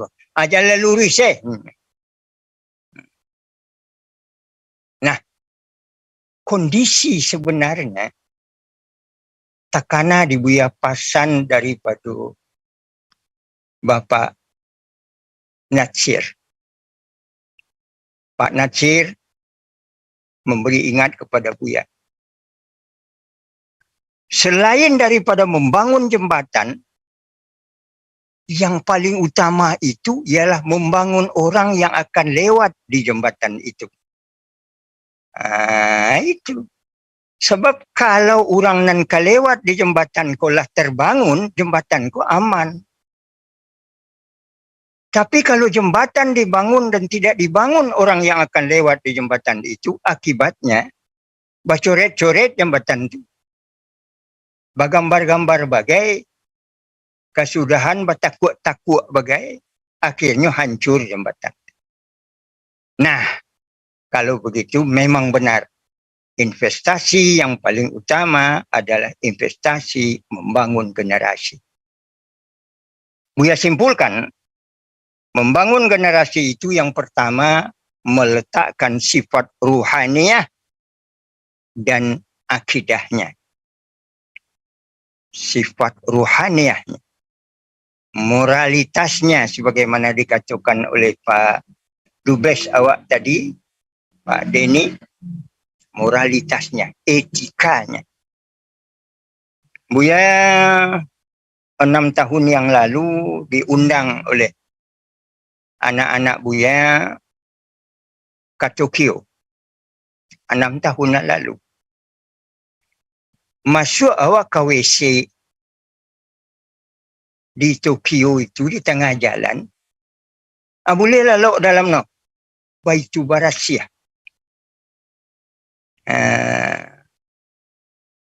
Sayang Buya lunpai ke negari Mande Pen ko lah ya. Bertuju di daerah lain di New Zealand. Hebat Barasyah juga. Kenapa? Karena mereka ditanamkan kepercayaan bahwa bersih itu adalah suruhan agamanya. Bersih adalah watak pribadinya. Awak kini ba anang kakumuh na makarajukan. Biluyo pasalasay le. Oleh karena itu, kesimpulan yang pertama, untuk membangun syahsiah itu diperlukan sifat rohaniahnya, akidahnya. Yang kedua, sifat akhlak. Nah, sifat akhlaknya itu yang benar, jujur, tapik janji, amanah, sabar, tabah, cekatan, toleransi, hemat, penyayang, berani bertindak. Di dalam bahasa Ibu Bundo Mela di Riyadh, mujahadah. Aiku mana nang jauh dia awak kini. Batu akan barik, yo barik. Kalau diagih kepada Buya sebuah syarat untuk diperbincangkan kini, peranan ulama dalam mencegah kekerasan dan penyimpangan seksual di Sumatera Barat, Buya ingatkan catatan kedua. Di Minangkabau, ulama itu disebut suluh bendang di negari. Baca sejarah.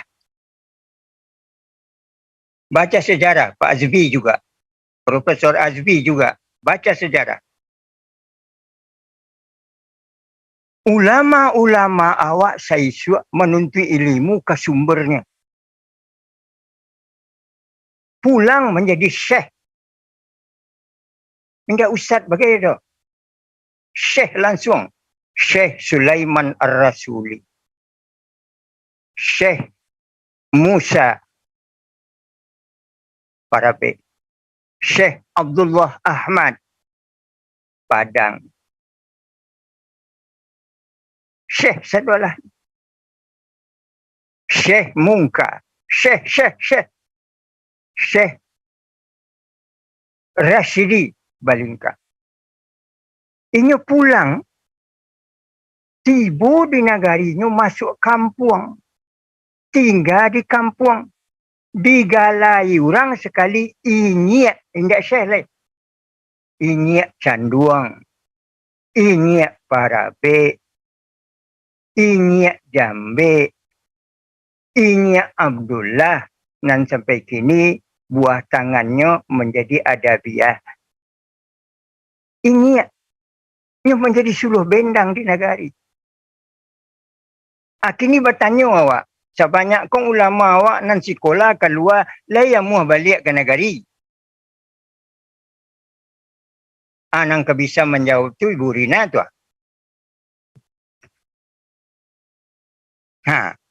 Ini masalah. Digalai orang inyak. Kalau inyak tu sampai bertanya. Dan bisa bagi contoh. Sebab akhlak bukan teoritis. Akhlak itu ketauladanan. Akhlak itu pencontohan.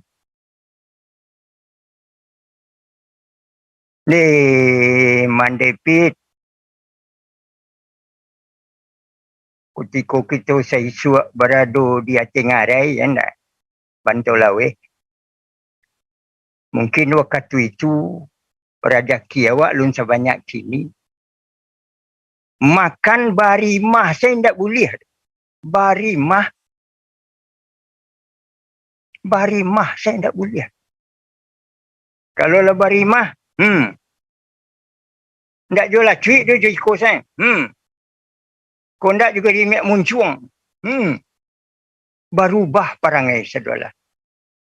Kinilah keluar segala kalimat alun jua muah berubah. Adimalah tak kurang nak kuah. Dulu itu jadi kosan selesai. Nah, kalau begitu apa solusi? Solusi yang pertama menurut Buya, kuatkan ketahanan keluarga. Itu yang pertama. Kau cari tu mandi kau. Sebab mandi ko kalau dibaca kepada adik kita di Minangkabau, mandi ko umbun purua, pegangan kunci.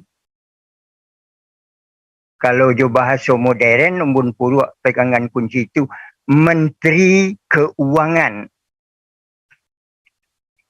Oleh kerana itu nan tapik menjadi Menteri Keuangan, you padusi, tidak laki-laki tu. Kok balik kepada budaya Minang. Pemilik suku padusi. Pemilik rumah padusi. Lah payah orang Sumando membuatkan rumah. Lah sudah rumah tagak. Rumah siapa tu? Rumah Mandeben katanya. Padahal nan membuat tidak Mandeben begitu. Rumah Manderina katanya.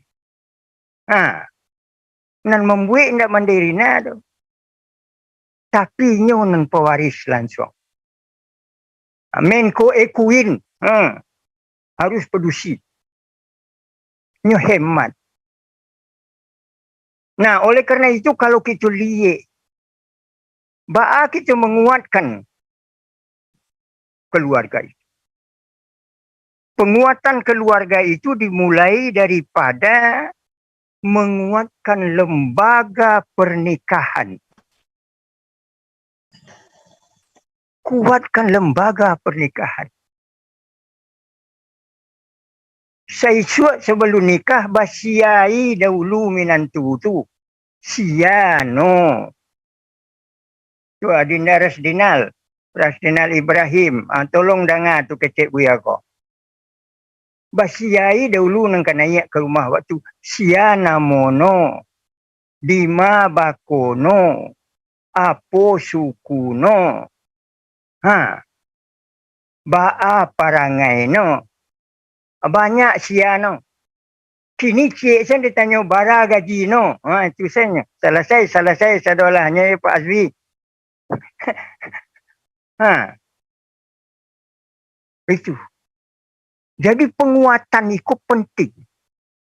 Kerana dengan pernikahan itu akan lahir ikatan hak, akan lahir ikatan kewajipan. Kalau ada hak terlaksana, ada kewajipan terlaksana, lai ada kekerasan lai. Bakirono. Ba Profesor Azwi. Kalaulah terlaksana hak jo kewajipan lai ada jo kekerasan lai. Ya. Indah. Banyak datuk. Betul ya. Betul. Karena itu penting. Oleh kerana itu rumah tangga itu suatu lembaga yang dibangun melalui pernikahan diawali dengan ijab kabul. Ijab kabul. Ucapan janji nan diiyokan. Aku nikahkan engkau dengan anak kandungku. Maharnya. Nih, kalau menyebut Nabi kita Muhammad sallallahu alaihi wasallam nikah jo Fatimah bara maharnya. Sarah tu hekonto. Ada disebutkan 20 ikut unta merah.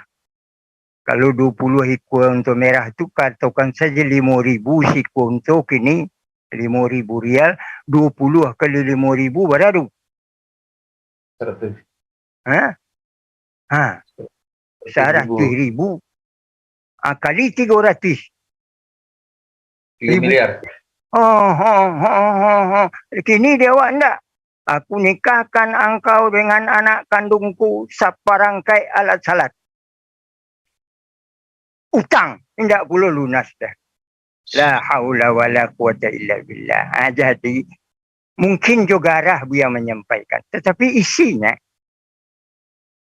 menguatkan lembaga pernikahan supaya lahir ikatan hak dan kewajipan.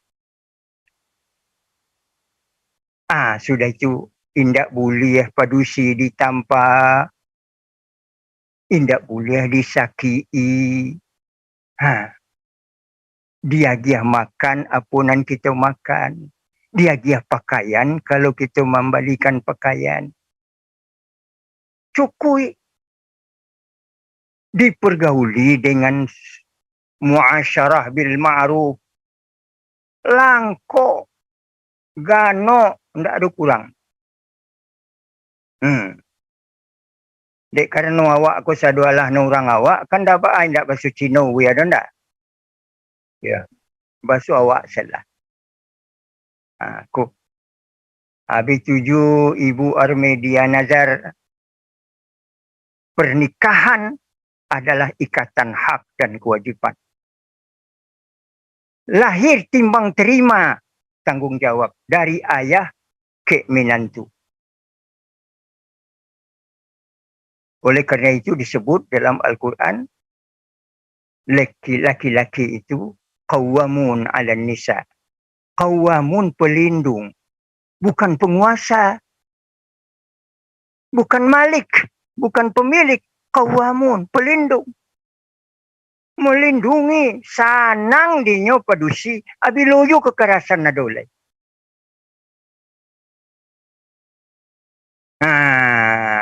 Ini pentingnya keyakinan dan moralitas.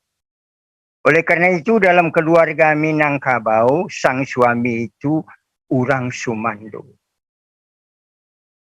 Di dalam langgo-langgi awak, kekerabatan awak, kekerabatan adat yang bernasab ke ayah, basuku kemande. Orang menyebut kerabat matrilineal. Buya ndak sanang benar di matrilineal ko. Kekerabatan mande. Kekerabatan mande. Nasabnya ke ayahno, sukunya ke mandeno. Artinya terjadi dua. Sayang antara ayah dan bunda. Tidak ada satupun yang dilecehkan. Tapi karena kita tidak memahami tentang adat budaya kita, kadang-kadang lupa kita.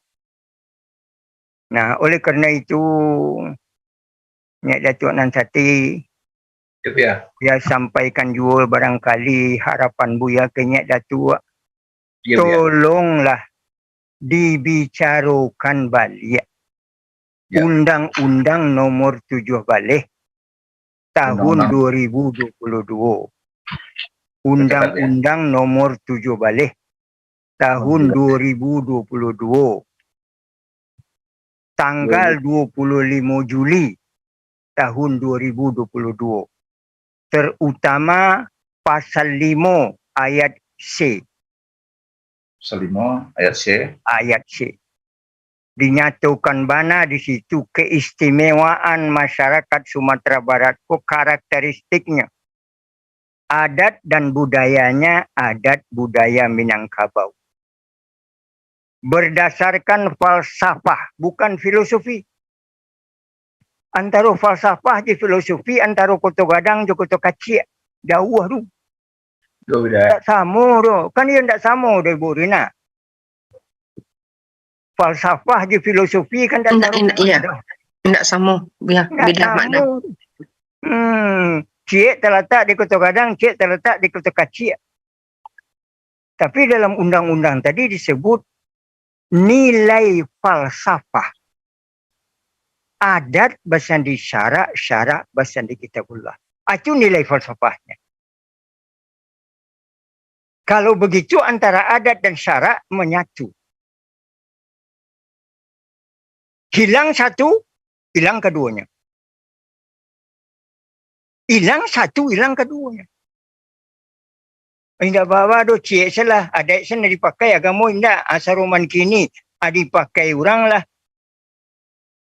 Namono. Nanti dipakai pariaman kau. Suntiang. Tapi kutiak nampak. Kutiak berapa calian. You can see. Ikut adat berpakai. Syarat tinggal. Dan bara bodohnya kadang-kadang generasi awak. Dia awak tidak mengajarkan. Tidak dibacanya syarak dia. Tapi syarak. Sarak tu di dalam bahasa Minang berpisah. Syar. Sarak wak lain ni. Syariat. Berpisah wak lain. Padahal syarak. Syara'a lakum ma wassa bihi Nuhan. Telah disyariatkan bagi kamu apa yang telah diwasiatkan sejak Nabi Nuh. Oleh kerana itu kadang-kadang dalam otak lapau, Buya menyebutkan orang Minangko turunan Nabi Nuh. Ya, ya. Turunan Nabi Nuh. Sebab nanado di kampan di sampan Nabi Nuh tu orang beriman sedolah. Tidak surang je orang lain tidak beriman. Di mana dalilnya tu? Kata Dun Sanak Buya, Profesor Gusti Asnan dari Unan. Di mana dalil Buya? Pai Buya ke Painan. Kata orang Painan, sajak Marapi segadang telui tiak. Pai Buya ke Pasaman segadang Marapi segadang telui tiak. Pai Buya ke Batu Sangka, Marapi segadang telui tiak. Sampai kini Marapi segadang telui tiak juga baru kalau Buya datang dari Mentawai. Dari Mentawai, Marapi segadang telui tiaknya nampaknya baru. Berarti orang Minang kok turunan orang dari Kapa. Kapa ma? Kapa Nabi Nuh. Tambah cele dalilnya, Mbak. Sangkit bumi basenta naik. Langit basenta turun. Sajak langit basenta naik, bumi basenta turun. Kutikoma tu. Banjir tidak ada lagi. Aku tikoma banjir tu zaman Nabi Nuh. Bang kau tidak mahu awak menyebutkan bahasa awak ko anak turunan Nabi Nuh. Tapi kalau kita live tidak mahu membuat seruman itu dah. Westerneng tidak mahu hanya membuat seruman itu dah. Oleh kerana itu, Buya memohon sangat ke Mandirina juga kawan-kawan beliau, para profesor Unan, anak-anak awak nan tamat fakultas kini bara ribu dalam setahun di Sumatera Barat. Ada universitas Unan, ada IKO, ada universitas macam-macam. Bara setahun. Lai 1,000 bundo Rina. Lai 1,000. Nan 1,000 ko memakai pakaian wisuda saudara. Pakai toga. Tapi toga tidak bisa dipakai kalau tidak selesai membuat skripsi. Kan dia itu Mandirina. Lah tamatnya Akarajono, penganggur tingkat tinggi. Kau nanti sendi habisnya dek tadi, dek Pak Dubes, Pak Denny. Lupa awak. Penganggur tingkat tinggi, masukkan tua, turunkan tua, bakapi. Jom terima je lah perkara tu. Bang kau tidak disuruh hanya pulang kampung. Biayai dengan pitih nan adu di negari. Kini negari mendapat sampai 1 M. 30% bisa dijadikan untuk penelitian. Suruhnya meneliti kampungnya. Ba'a bahasa no, ba'a makanan no, ba'a adat no, ba'a cara pergaulannya. Suruhnya pulang kampung. Tulis skripsi. Kalau ada 1,000 negari, tiap negari ada 5 jorong, sekitar 5,000 jorong di Provinsi Sumatera Barat. Disuruh anak-anak awak yang baru tamat nanalah pandai berskripsi itu. Buat keistimewaan negari masing-masing. 10 halaman sendiri. Kalau 5,000 kali 10 halaman, 50,000 halaman. Bu Rina, bisa tak membuat ensiklopedia Minangkabau? Bisa tak je itu membuat ensiklopedia Minangkabau? Jalih dia awak adat awak ba'a, jalih dia awak budaya awak ba'a, jalih dia awak di mana letak nan penyebab kekerasan, apa nan penyebabnya. Tumbuh. Hak asal usul lah tu. Undang-Undang nomor 6 tahun 2004 balik. 6 hak asal usul. Sampai kini tidak pandai menjawab hak asal usul. Suruh anak-anak tu turun ke bawah. Inyo suruh menanyon. Mak, agalah mak. Datuk Nan Sati. Ada tanyong ke Datuk Nan Sati. Dari masa agala ko? Baamang ko Datuk Nan Sati. Baamang ko indak Datuk Rajo Nan Sati. Atau Datuk Bagindo Nan Sati. Baamang ko Datuk Nan Sati. Dari masa usuanya. Kini ditanyakan ke anak-anak awak sukunya. Anda jali di kami. Tanya kini, siapa mama awak? Apa eteknya disebutnya om? Apa eteknya? Padahal yang disebut om itu adalah dun sana amak no. La haula wala quwata illa billah. Onde lantak mahkamah kaji buya jadi no ha. Ya. Alawih amek nan bagi ke buya mencegah kekerasan. Jadi usulan buyanan pertama ialah kuatkan ketahanan keluarga. Usulan yang kedua, berdayakan kaum perempuan dalam mencegah kekerasan itu. Jadi kalau tadi disebut kadang-kadang mereka itu tu bukan dengan paksaan tetapi dengan rayuan, kayak itu mandai ben. Tapi kalau dijalihkan kayaknya, kalian perempuan mempunyai harga diri. Dan harga diri kalian tidak bisa dibeli oleh apapun. Lahir martabatnya. Saruman Mandeh Siti Manggopo. Pandainya bersilik. Jangan cuba-cuba je. Ini ku bersilik sendiri dulu. Awak main tarungka saya. Padusi tidak pernah diajar bersilik. Dia bersilik. Tibunya, Sampainya ke tangan. Tidak jadinya dikuasai orang tu. Situ. Perdayakan. Berdayakan bukan diperdayakan tapi diberdayakan. Penguatan kaum perempuan. Itu yang kedua. Dan ketiga, penyimpangan seksual harus kita lihat sebagai suatu penyakit kronis. Perlu diobat.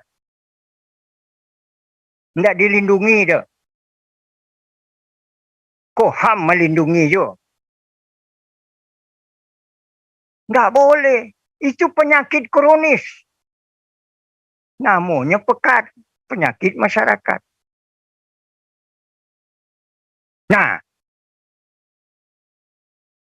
Dan terakhir, lakukan perlindungan anak generasi. Ibu di perlindungan anak generasi ko bagaimanapun juga, tentu tidak lain tidak bukan adalah kita kuatkan rumah tangga. Sebagai penutup barangkali Buya tekana kepada pasan yang disampaikan oleh Umar bin Khattab. Penghormatan Umar bin Khattab kepada kaum perempuan ke, para istri terkait dengan hak dan kewajipannya dikatakan oleh Umar bin Khattab. Istriku adalah ibu dari anak-anakku. Dia temanku bermusyawarah. Lai bersubuh jo kini.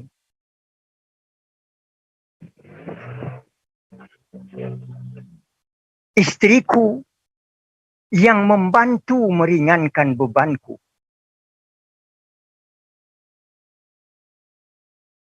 Tuh. Ketiga, istriku yang memberi semangat dan harapan bagiku.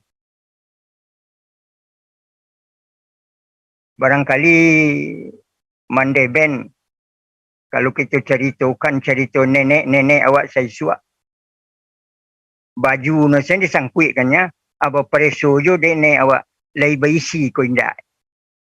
Beko dimasuknya benggo ke dalam cek. Bab itu kok berjalan sang suami tata ruang talua di tengah jalan, indak berpitih sasenju, nan malu indak suami itu saja. Inyo masuk. Lai seruman dituju perasaan suami isteri kini. Yo gadang peranan barek peranan ulama kok. Karena itu ulama itu kantuannya di surau. Kantuannya di Musajid, Seruman Buya, kantua Buya di Musajid Munawarah. Kalau Buya undangnya datua nan sati tu, bersuara beko, jadi kaman ke kantua Buya, ke Musajidnya datang tu. Rumah Buya ndak boleh dinanyainya tu. Ndak, Musajid. Pertemuannya subuh ya. Alhamdulillah. Kita taruhkan ane katakan Umar bin Khattab, istriku motivator ke arah sukses. Berdoakan. Udah. Elok-elok di jalan. Kok pulang udah nan halal saya bawa. Nan haram ditinggalkan di. Lainan seruman dituju baru pasan kini. Pasan kini kan tak bawa lah sebanyak-banyaknya. Halal haram beko etong. La haula wa la quwata illa billah. Isiku kekerasan terjadi. Alabada tu. Ibu dari anak-anakku. Tempat aku bermusyawarah. Yang membantu meringankan bebanku. Kata Umar bin Khattab. Dan memberi semangat dan harapan. Yang mendorong aku ke arah sukses. Tak hampir. Yang kelima. Yang menjaga harta kekayaanku.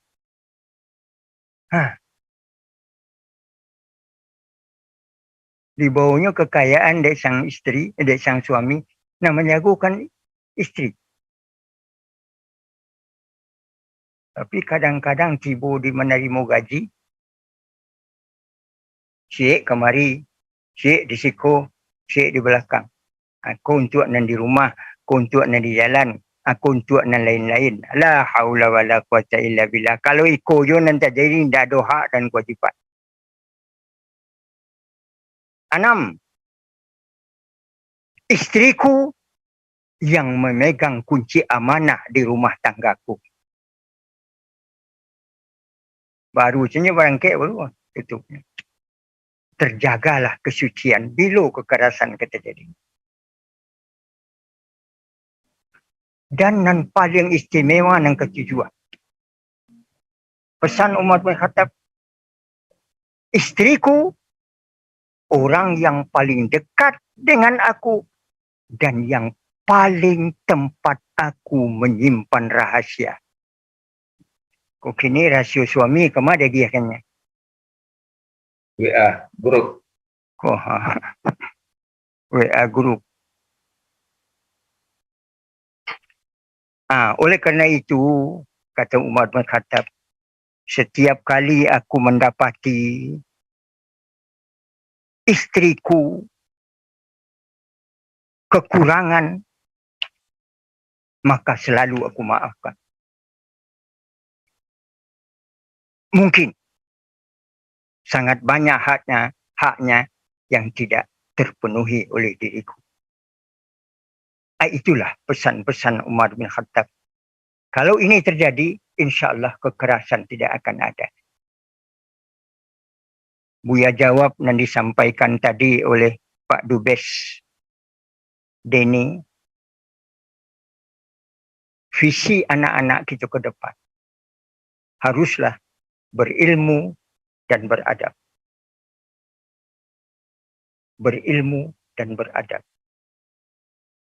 Tanpa ilmu tidak mungkin.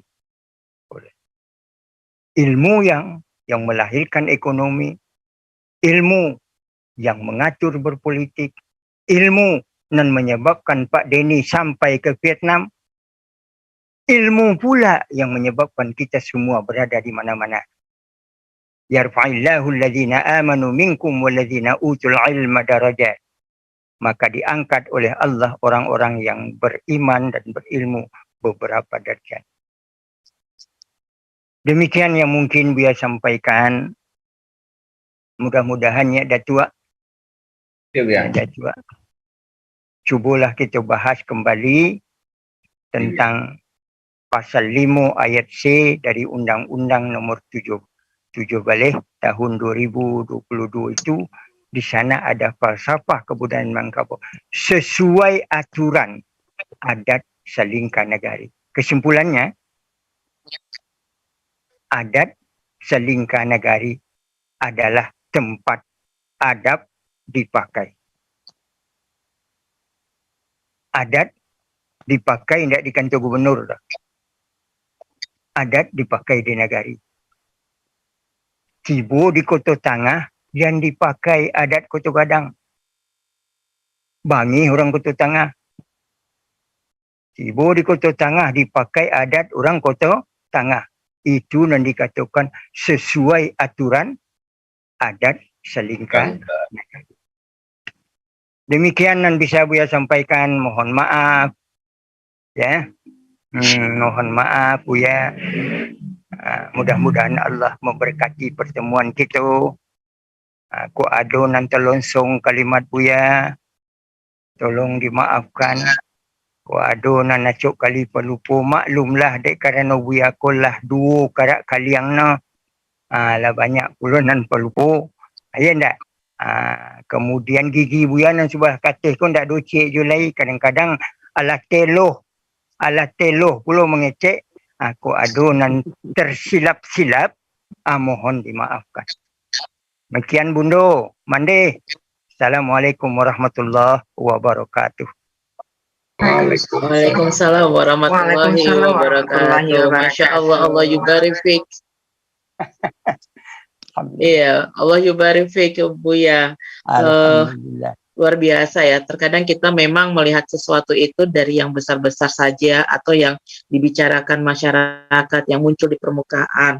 Misalnya kasus kekerasan dan penyimpangan seksual, kita sorot bahwa adanya hantaman globalisasi, pengaruh dari luar. Padahal ini jadi autokritik buat saya juga. Ternyata skup lingkungan yang terkecil adalah keluarga yang menjadi pondasi, yang menjadi dasar. Masya Allah Buya, saya jadi pengen menangis ini ya, ketika Buya menyampaikan kita menuntut pemerintah atau ulama ataupun bahkan nenek mama, harus begini begitu. Tapi apa juga yang sudah kita lakukan dalam keluarga kita dengan perannya kita sebagai seorang ibu, istri, ya kan, ayah sebagai imam, ya kan, kaum tadi pelindung, dan anak-anak. Luar biasa.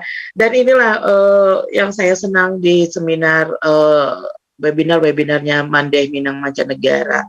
Jadi kita coba menilik tidak hanya dari aspek yang muncul di permukaan saja yang booming, tetapi kita pengen lebih dalam lagi gitu kan ya Bu ya. Karena kadang kita lupa. Nah momen itulah, dan untuk itu dosa anak ranah rantau di mana saja berada, Masya Allah insight-nya ya, apalagi tadi mengutip Umar bin Khattab. Kita tahu Umar bin Khattab adalah sahabat Rasulullah yang paling berani, bahkan setan pun ibaratnya takut sama beliau ya, mendengarkan langkah kakinya. Tetapi betapa beliau memuliakan seorang istrinya dengan segala kekurangannya. Allah Akbar.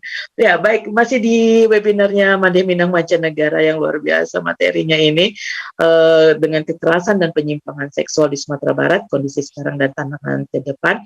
Bersama narasumber kita ada Pak Denny Chandra lagi ya, Denny Abi, mohon maaf Pak. Iya kan, dan duta besar kita dan juga Mak Datuk kita Fauzi Bahar, Datuk Nan Suti tadi, dan juga Dr. Adas Haji Mas'ud Abidin, Buya Mas'ud. Silakan kami undang bagi yang di Zoom boleh raise hand, dan juga ini sudah ada pertanyaan, kita masuk ke sesi pertanyaan saja ya. Bapak Denny, Mak Datuk dan Buya. Ini ada dari Pak tadi ya, Pak Albait. Kalau di sini al-baik makanan, kalau di sana al-bait ya. Ini bertanya, apakah kondisi dan tantangan itu tergambarkan saat ini?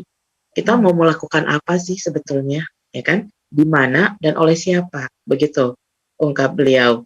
Dan lanjut oleh Pak Kemal Sultan, izin bertanya kepada Nyi Datuk Fauzi Bahar, katanya, apakah pendidikan agama masih kurang nih di pesantren? Ya kan? Apa kira-kira yang terbayang ketika guru agama di pesantren melakukan perilaku menyimpang kepada santri-santrinya? Nah, ini lagi viral ini ya di beberapa daerah, bahkan juga ada nih di kota Sumatera Barat.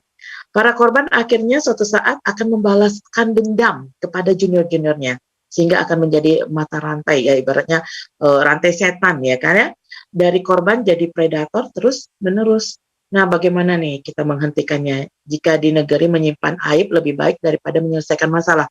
Jadi ada bukan fenomena ya, ya ada solusi yang dipakai adalah ya udahlah kita baikan aja lah gitu ya. Bahasa ininya nggak usah cari ribut lah, jangan diangkat ke permukaan, ini aib, begitu kan ya, damai saja.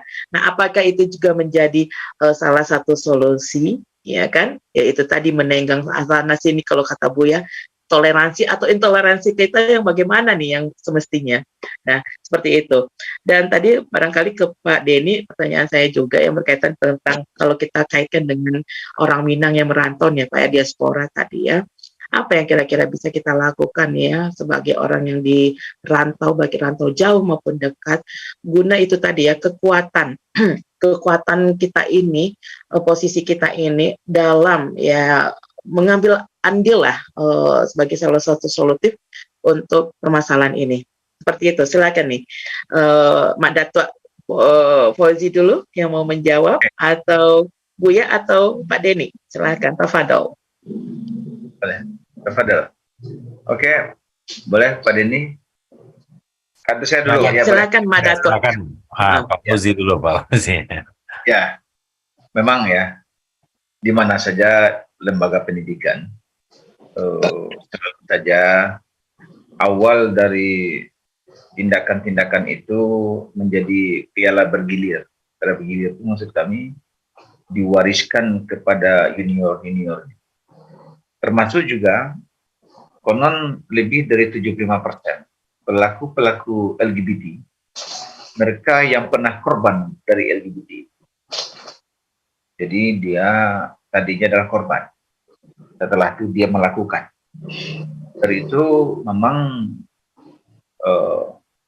apa saja, instansi apa saja, selalu ada inspektur ya, di mana saja, di kalangan tentara, sipil, pesantren, instrukturnya siapa, pengawasnya siapa, memberikan ini siapa. Ketika sang guru dia melakukan semaunya, nah ini siapa pengawasnya. Jadi ke depan memang harus ada pula setiap pesantren-pesantren itu ada lagi yang ngawasi, termasuk juga polisi, harus ngawasi polisi. Makanya ada dewan polisi itu yang untuk mengawasi polisi. Termasuk juga meskipun skopnya kecil ya, tidak boleh dalam ya saya bukan orang pendidik ya, memang betul itu ya. Jadi jangan pesantrennya yang ditutup, tetapi pengawasan dari pesantren siapa ya. Ketika ini kita lakukan ada badan pengawasnya. Secara umum bersumpah tuh begini emak segala macam. Siapa itu? Halo? Anies. Suara? Ya. Nah, jadi kenakalan atau yang dilakukan oleh para pendidik kepada yang dididik yang perlu memang kita cermati ya. Makanya kalau di sekolah-sekolah itu ada PS ya, pengawas ya, untuk apakah kepala sekolah siapa yang ngawasin, ada lagi yang ngawasin ya, ada laporannya sekian. Dari itu pesantren-pesantren yang apakah masih perlu pesantren? Perlu. Jadi kalau memang jangan lembaganya yang dirubah, tapi bentuk pendidikan pesantren itu yang perlu kita awasi juga. Tidak boleh dilepasin. Ya. Kalau dilepas, para pengasuh bisa pagar makan tinaman. Ini perlu memang peringatan juga pada saya, karena saya memang dunia pendidikan yang perlu kita tingkatkan kepada mereka. Termasuk juga di kalangan apakah itu pendidikan perempuan atau laki-laki, kegiatan itu akan terjadi hal yang sama. Ya. Terima kasih masukannya ini, sekaligus akan saya jadi catatan ini, seperti Buya sampaikan tadi. Saya Buya, besar maknanya webinar yang kita adakan malam hari ini, karena saya memang membutuhkan bentuk-bentuk apa yang akan kita pertajam di Minangkabau ini, terutama sekali untuk anak kemenakan kita. Termasuk juga saya laporkan juga kepada Bundo ya. Sekarang ini kita sedang kerjasama dengan BPN, Badan Pertanahan. BPN itu sekarang ada 2 sertifikat yang dilakukan. Jadi sertifikat Koranda itu pribadi, ada lagi sertifikat risiko tinggi, namanya sertifikat komunal. Nggak makan gadai, nggak makan jua. Jadi sertifikat ini hanya sebagai bentuk ketahan pemilikan tanah. Kenapa orang berperkara hari ini? Karena tidak jelas kepemilikan tanahnya.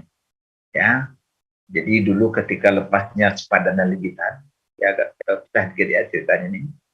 Jadi hanya kerajaan Malaysia menunjukkan kertas besar ini, ya, yang sudah kusam, sudah lusuh, buatan Inggris. Ada lagi sebuah peta buatan Belanda. Ya, peta yang dibuat oleh Inggris lebih tua dari peta yang dibuat Belanda. Dalam peta yang dibuat Inggris, padan dan ligitan itu termasuk jajahannya. PBB mengakui semua jajahan Inggris jatuh kepada Malaysia, semua jajahan Belanda masuk ke Indonesia. Jadi ada pepatah tentara mengatakan, kalau ingin damai bersiap-siaplah untuk perang. Jadi kepemilikan sebuah tanah, jadi itu penting sekali.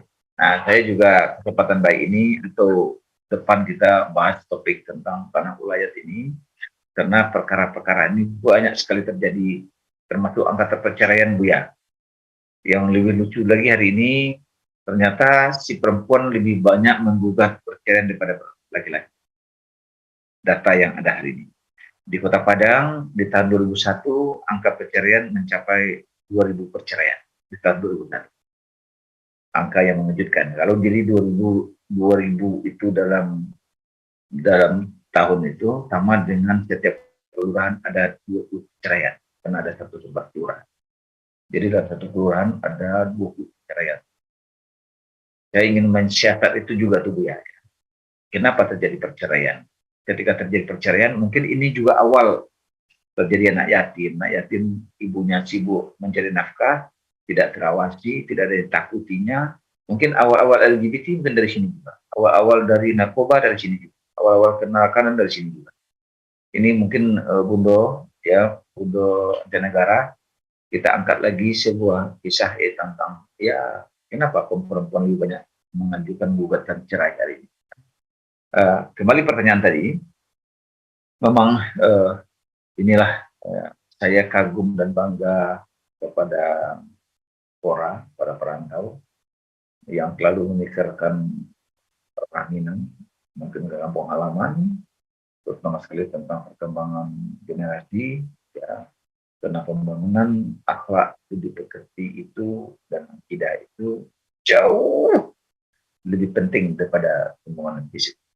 Jadi alhamdulillah ini menjadi sebuah catatan penting oleh saya, karena ini kan saya bicarakan pada eksekutif juga, masuk kepada legislatif. Sementara begitu Bundo, ya Mbak Mela, terima kasih. Assalamualaikum warahmatullahi wabarakatuh. Terima kasih. Waalaikumsalam warahmatullahi wabarakatuh, Mbak Datua. Ini juga ada nih related ya dari Ananda kita nih sepertinya, atau Mande kita nih, Yolanda Z Putri. mahasiswa Magister Ilmu Linguistik UNAN. Ia mengatakan bagaimana nih pendapat Pak Fauzi tadi sudah, barangkali nanti tambahan juga untuk Buya ya Buya, tentang penghapusan mata pelajaran BAM di beberapa jenjang sekolah di Ranah Minang, tuh khususnya di Kota Padang. Karena menurutnya Yolanda ini, seharusnya itu tidak boleh dihilangkan dari jenjang SD sampai SMA, sebab hanya pelajaran itulah yang dapat membangun moralitas anak generasi di Ranah Minang agar tahu dengan adab dan tata krama. Dan seharusnya mata pelajaran agama di setiap sekolah itu harus diperluas lagi jam terbangnya, yaitu sedikit ya dari zaman dulu juga cuma ibaratnya 2 SKS kalau ininya ya, agar anak-anak yang menjadi generasi penerus tahu dengan agama dan hal yang dilarang, ya kan. Terus ya oleh sebab itu makanya banyak fenomena terjadi seperti pelecehan seksual ini dapat kita tanggulangi berdasarkan adat bersandi syarat bersandi kitabullah, seperti yang kata Buya katakan tadi ya, fondasi utamanya keluarga juga dan ilmu dan adab. Nah itu tadi yang mungkin saran ya kepada Mak Dato' Fauzi juga sebagai pemangku adat ya Mak Dato' ya, mudah-mudahan ini bisa di tidak di follow up gitu kan ya. Dan untuk itu juga ini ada, ini saya sambil karena related ya, sambil menyingkat juga, ada dari Cabau saya nggak tahu bacanya gimana, ini Cabau di London sana yang mengatakan bagaimana juga LKAM mengantisipasi pengaruh besar dari perkembangan zaman sekarang pada generasi muda Minang. Hari ini dunia sudah dalam genggaman kita, anak muda bisa akses YouTube dan lainnya ya, budaya asing masuk, teradopsi pada diri mereka. Akankah falsafah yang tadi yang dikatakan oleh Buya itu ABS, SBK akan punah? Nah, barangkali nanti juga Pak Denny bisa kita relatedkan nih Pak, ya, bagaimana tidak punah ABS, SBK itu untuk kita sebagai orang perantauan. Silakan Buya menjawab dulu, lanjut nanti Pak Denny. Tafadhol Buya. Baik, bismillahirrahmanirrahim. Assalamualaikum warahmatullahi wabarakatuh. Buya simak pertanyaan yang diulangkan oleh Mande Mela ya, di Riyadh sana. Dia simpulkan ada 3.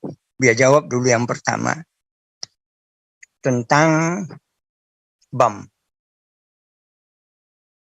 pelajaran budaya adat Minangkabau, yang telah dianggap sudah tidak sempurna atau dihapuskan. Buya berpendapat BAM itu wajib diperkuat dan dilengkapkan serta diperdalam. Selama ini BAM hanya dilihat batas-batas nagari. Ya.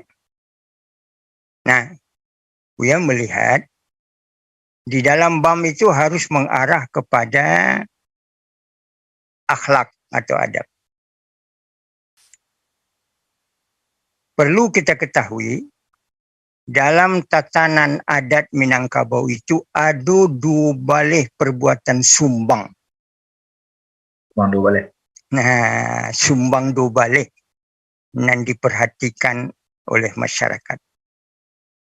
Alai adojo ko kini pengertian di BAM iko diajarkan. Nan sumbang 2 balih kak. Sumbang duduk, sumbang tagak, sumbang diam, sumbang berjalan, sumbang bakato, sumbang maliek, adolai sumbang berpakaian, sumbang bagau, sumbang karajo, adolai sumbang bertanyo, sumbang menjawe, sumbang kurena. Kalau disabui kedua balihnya kok, seluruhnya adalah adat yang berpedoman kepada syariat. Seperti sumbang nan 2 balih terakhir, sumbang kurena. Dinyatukan ba'a cara berjalan nan elok, ba'a cara duduk, ba'a cara berpakaian, ba'a cara lalu. Sehingga yang kurang wajar menjadi sumbang. Karena itu di BAM harus diajarkan itu. Itu pertanyaan nan Buya simak dari pertama tadi, dan juga ditanyakan di dalam chatting kita oleh Dunsana awak Yolanda Putri ya. Ya, Yolanda Putri. Ya. Jadi BAM itulah harus dipelajari kembali. Kemudian kenapa terjadi penyelewengan? Kalau dijawab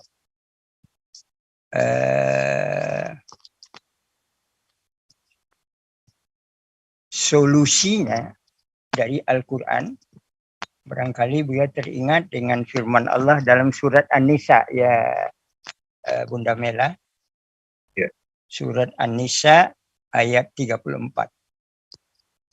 Lai ko bajalan ju kini surat ko. Pertama, ar-rijalu qawwamuna 'alan nisa. Laki-laki itu pelindung bagi perempuan. Koknyo gadang melindung padusi nan ketek. Ko inyo gae melindung padusi nan lebih muda darinya. Koknyo suami melindung istri. Qawamun. Lebih dalam pemimpin. Memimpin, bukan merusak. Yang pertama. Lai jalan jole kok ini. Kenapa laki-laki itu dijadikan itu? Dijawab oleh Allah dengan problem solvingnya, bima faddalallahu ba'dahum ala ba'din.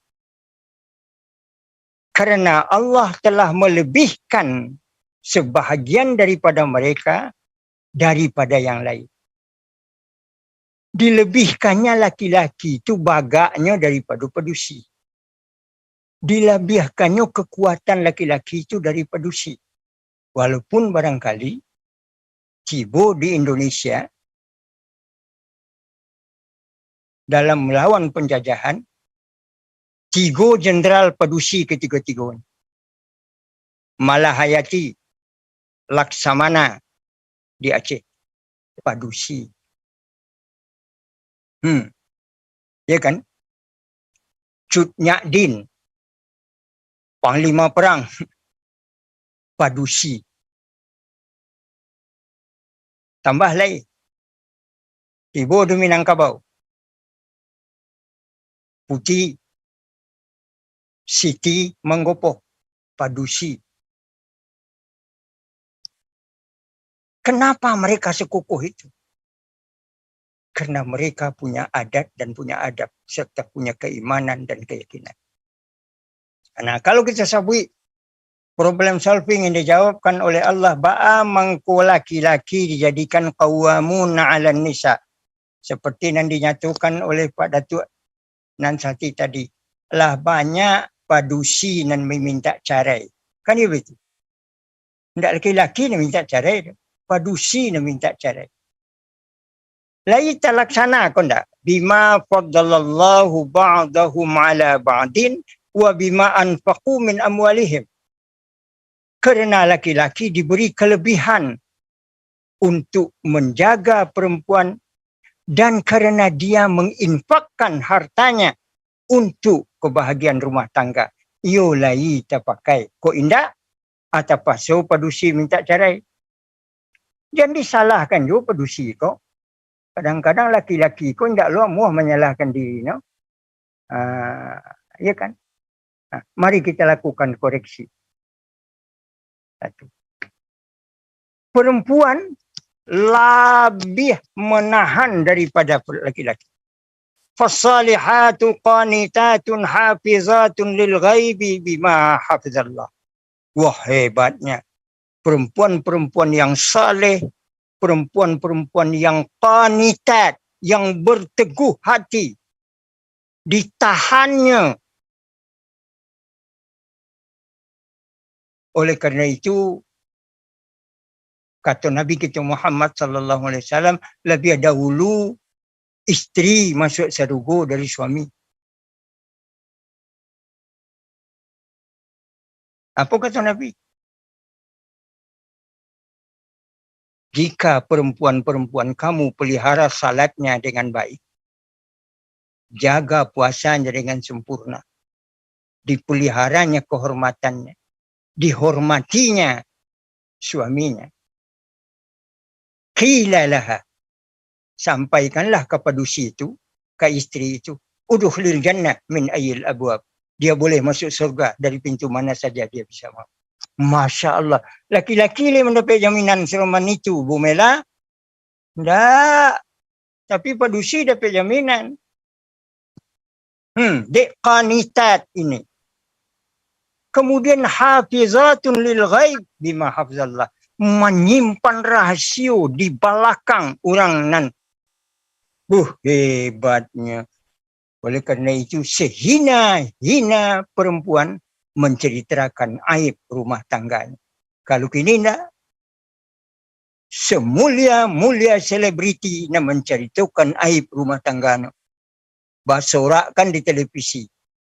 Baca raya nang kainda, la ilaha illallah. Jangan bangi ke buya Ibu Mela, jangan bangi ke buya. Buya aku tukang hari saya. Nah, akhirnya buya jawab yang ketiga. Yang ketiga. Di dalam adat Minangkabau, orang Minangkabau memang menghormati perempuan, diberi namanya bundo kanduang. Nyada tua. Jangan dipotong-potong nama bundo kanduang tu. Seruman hankam. Pertahanan dan keamanan. Pangkanya cik, ujungnya cik. Kalau diterjemah kempulu bundo kanduang ko, pangkanya cik. Ndak bisa menyebut dah. Ya, Bu ya. Lah, jangan dipotong-potong. Bundo kanduang. Mandeh kanduang. Jangan dipendekkan. Jangan dipendekkan. Maka di dalam hukum adat awak, dalam rumah tangga, antara suami dengan istri ibarat duit tunggal. Duit tunggal. Tidak ada perbedaan. Perbedaannya hanya kepada hak dan kewajiban. Tidak bermartabat. Oi, orang HAM. Tidak bermartabat. Orang yang menuntut hak tetapi tidak melaksanakan kewajiban. Juga tidak bermartabat orang yang melaksanakan kewajiban tapi tidak mendapatkan hak. Oleh karena itu, HAM harus juga dengan KAM. HAM, KAM. Hak asasi manusia dan kewajiban asasi manusia. Oleh karena itu, PBB tidak pernah membicarakan HAM. Dia bicarakannya human destiny. Bukan human right. Awak seorang sana menceritakan HAM. Lalu, Assalamualaikum warahmatullahi wabarakatuh. Waalaikumsalam warahmatullahi wabarakatuh. Masya Allah. Terima kasih Bu ya.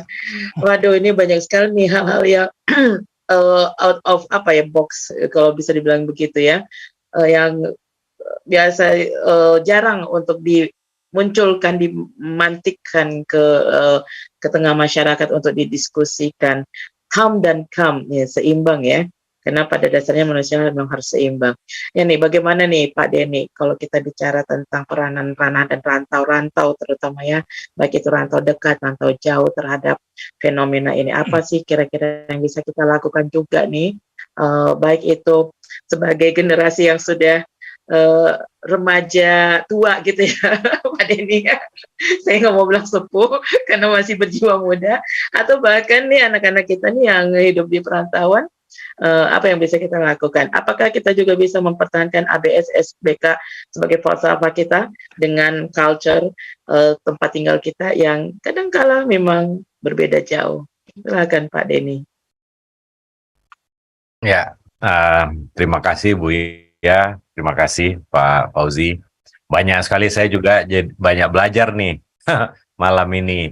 Banyak ilmu, Buya juga luar biasa. Beliau mengatakan sudah giginya sudah tidak utuh lagi, tapi ilmunya luar biasa. Jadi kalau pertanyaan Mela, apa yang diaspora Minang ya di rantau bisa lakukan adalah mungkin setiap kemajuan itu, setiap perkembangan itu akan berinteraksi satu sama lain, ya kan? Adat kita mungkin memang kokoh, adat Minang, tetapi zaman kan berkembang. Jadi kita sendiri juga harus menyesuaikan supaya tidak ketinggalan zaman, ya kan? Nah, selain mengokohkan, mulai tadi disebutkan dari keluarga, ke masyarakat, komunitas, dan seterusnya. Nah, di sini tentu penting peran perantau. Kenapa? Karena dunia sekarang sudah terbuka luas. Ya kan? Tanpa partisipasi perantau, anak-anak muda Minang atau anak muda dimanapun, mereka akan mengakses informasi dari manapun, dari negara manapun. Nah, sering-sering, seperti kata pepatah, rumput tetangga selalu lebih hijau, kita itu tidak tahu ada budaya kita ini bagaimana sekarang. Posisinya atau komparasinya dibandingkan dengan negara-negara lain. Nah, di sini mungkin diaspora bisa berperan. Seperti acara yang kita lakukan hari ini. Mungkin orang Minang yang sudah lama di Amerika misalnya seperti Bu Ben, bisa men-share bagaimana Bu Ben selama ini hidup dengan budaya Minang, tapi tinggal di negara yang mayoritas non-Muslim. Bagaimana itu keseimbangan itu terjadi? Bagaimana kita tetap bisa bahagia di dunia, tetapi juga tetap mempersiapkan akhirat kita dengan baik gitu. Nah, jadi saya pikir yang bisa dilakukan perantau adalah interaksi, memberikan, kalau di dalam hubungan negara sebenarnya juga seperti itu. Ini bukan hanya di level individual ya. Jadi kalau kita lihat apa yang dilakukan misalnya organisasi seperti United Nations, mereka membagi itu, mencoba membantu pembangunan negara-negara berdasarkan kemajuannya. Yang maju nanti membantu yang berkembang membantu yang belum berkembang, dan seterusnya. Dibuatlah berbagai macam konsep. Nah, ini semua kan berinteraksi. Orang yang ingin membantu tidak bisa membantu kalau dia tidak mengerti dengan apa yang dia perlu bantu. Dan sebaliknya. Jadi selalu setiap interaksi, setiap kemajuan itu bisa efektif kalau ada komunikasi dua arah. Nah, jadi saya tidak tahu apa persisnya seperti apa, tetapi yang paling tidak kita sering mengatakan bahwa kita punya aset besar, yaitu perantau Minang. Tetapi sebagai perantau sendiri pasti banyak juga yang pertanyakan, apa yang bisa kita sumbangkan? Iya kan? Nah, tentu bukan dalam bentuk materi atau uang, tetapi pemikiran, konsep. Seperti misalnya, selama saya di Vietnam, saya sering sekali mendapat pertanyaan, apa yang menyebabkan negara Vietnam ini maju pesat? Ya kan? Nah, itu selalu saya share, etos kerjanya, kerja kerasnya. Kalau soal agama ya sulitlah kita bicara di Vietnam, karena praktis mereka tidak memberikan perhatian kepada masalah agama, tetapi masalah moral, masalah bagaimana hidup dengan baik, menghargai sesama manusia, menghormati orang tua, itu sangat kental di sini. Ya kan? Jadi dengan gayanya masing-masing, nah tentu ini berbeda. Nah, inilah yang bisa kita bagi, sehingga masyarakat Minang dimanapun berada, apakah itu di Sumatera Barat sana, ataupun di luar negeri, bisa saling memperkaya. Ini acara yang kita akan hari ini kan sebetulnya bagi yang katakanlah sedang galau, menghadapi masalah, ini mendapatkan pencerahan, ya kan? Bagi yang belum tahu, menjadi tahu. Saya sendiri tadi agak tergelitik dengan tantangan dari Buya tadi mengenai Ensiklopedia Minangkabau, ya kan? Nah ini kalau kita seriuskan, mungkin ini diaspora bisa ini membuat, bayangkan kalau kita bisa mengumpulkan itu, ini bukan pekerjaan kecil. Mumpung sekarang masih banyak tokoh yang bisa kita tanyakan, kita catat semuanya. Salah satu kekurangan masyarakat Asia pada umumnya, bukan hanya Indonesia, adalah kita kan tidak suka mencatat, kita tidak suka menulis, sehingga literatur sangat minimal di kawasan Asia ini. Beda dengan budaya di negara Barat. Di negara Barat apapun mereka catat, sehingga akhirnya terrecord dengan baik. Kadang-kadang kita mau nyari mengenai sejarah Indonesia pun mungkin lebih lengkap di Belanda misalnya catatan-catatannya. Nah jadi mungkin itu Bunda Mela gambaran yang saya bisa sampaikan. Ekspektasi tidak bisa terlalu besar juga kepada para perantau, tetapi dengan means of communication yang ada saat ini, apakah lewat Zoom, apakah lewat WhatsApp group, ini komunikasi ini bisa kita maknai. Jadi perantau-perantau ini bisa memberikan sesuatu yang meaningful. Karena mereka tinggal dan besar di situ. Kadang-kadang kita sering salah paham. Saya di sini sering ditanyakan, oh Vietnam itu kan tidak mengakui agama, bagaimana kita sholat di situ? Apa diperbolehkan? Boleh, mereka tidak pernah menghalang-halangi. Ada masjid, mereka kemarin saya iftar, saya undang wakil pemerintahnya, datang dia, dihargai, dia bertanya, apa yang dilakukan masyarakat Muslim ketika Ramadan. Nah, jadi ada ketertarikan seperti itu, sangat toleran kok mereka, walaupun mereka dengan ininya sendiri, kepercayaannya lebih kepada menghormati leluhur daripada agama gitu.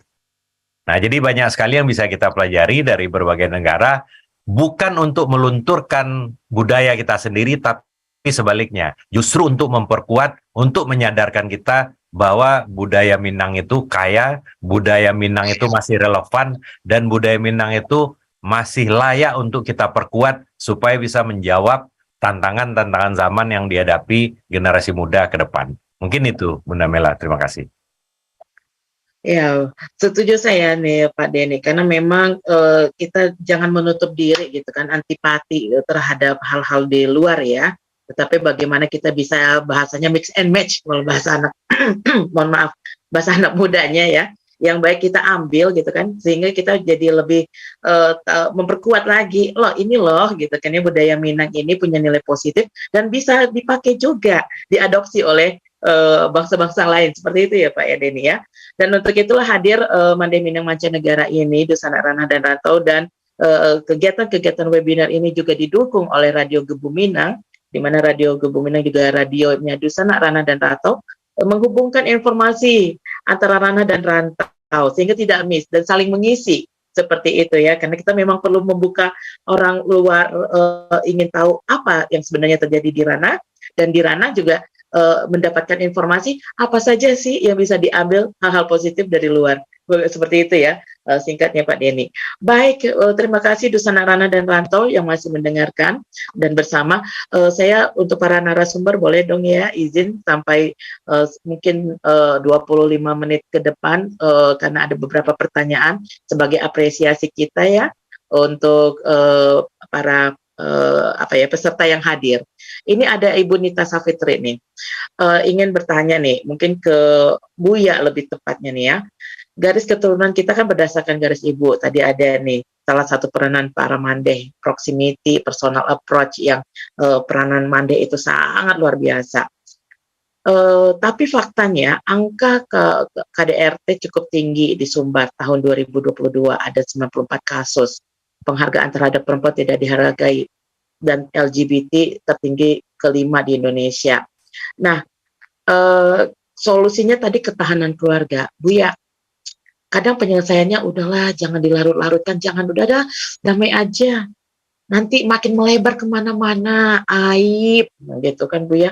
Gimana tuh Bu ya? Kadang serba salah gitu ya. Kita munculkan ke permukaan, Ya, kadang orang mandang itu apakah mandang hina atau mandang simpati kita nggak tahu gitu ya.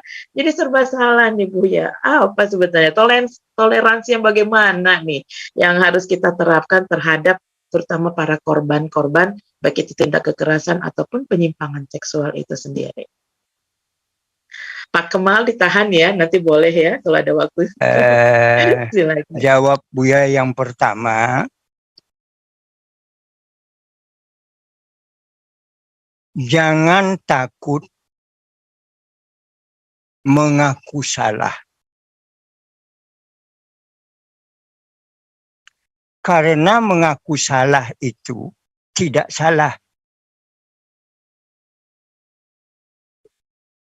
Menyimpan kesalahan itu karena malu, terbuka, justru itu yang salah.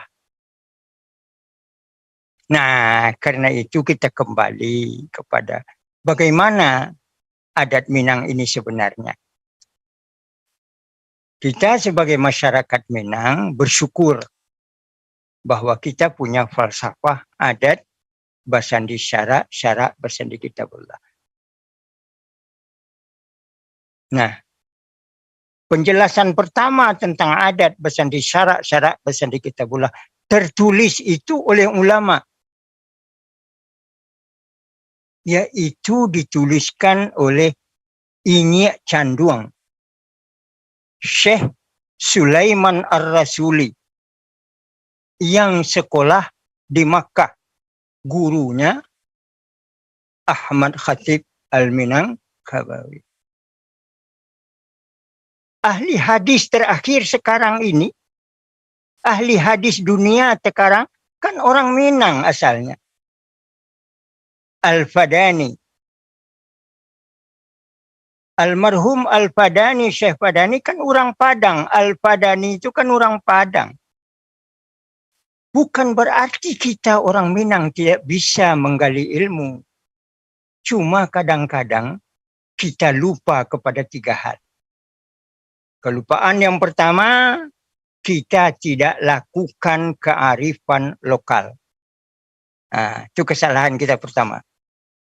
Kita abaikan kearifan lokal kita. Local wisdom kita abaikan.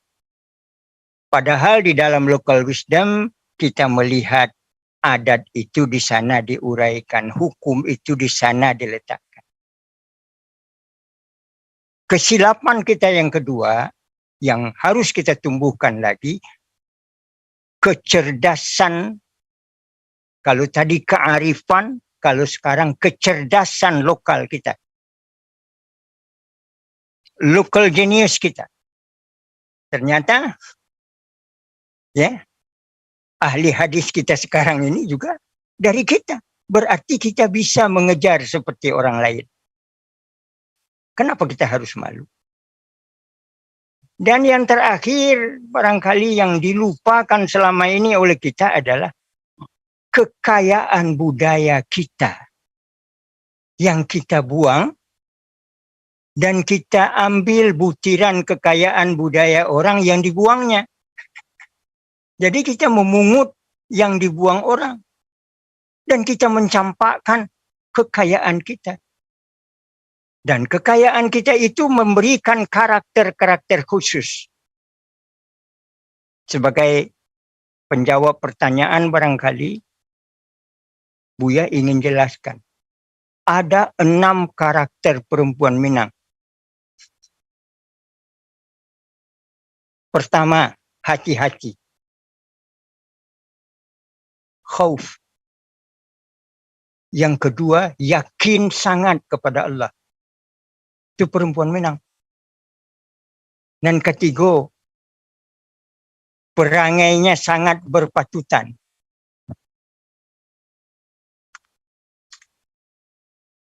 Dan sampai ghina nafs, kayu hati.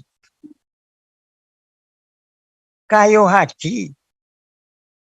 Nah, kadang-kadang tidak dapat belanja dari suami, nan makan suaminya disiapkannya juga. Baraka santian, terlebih sobok di negara lain itu. Hanya di Minang bersebutnya tu nya. Enak. Paliang-paliang.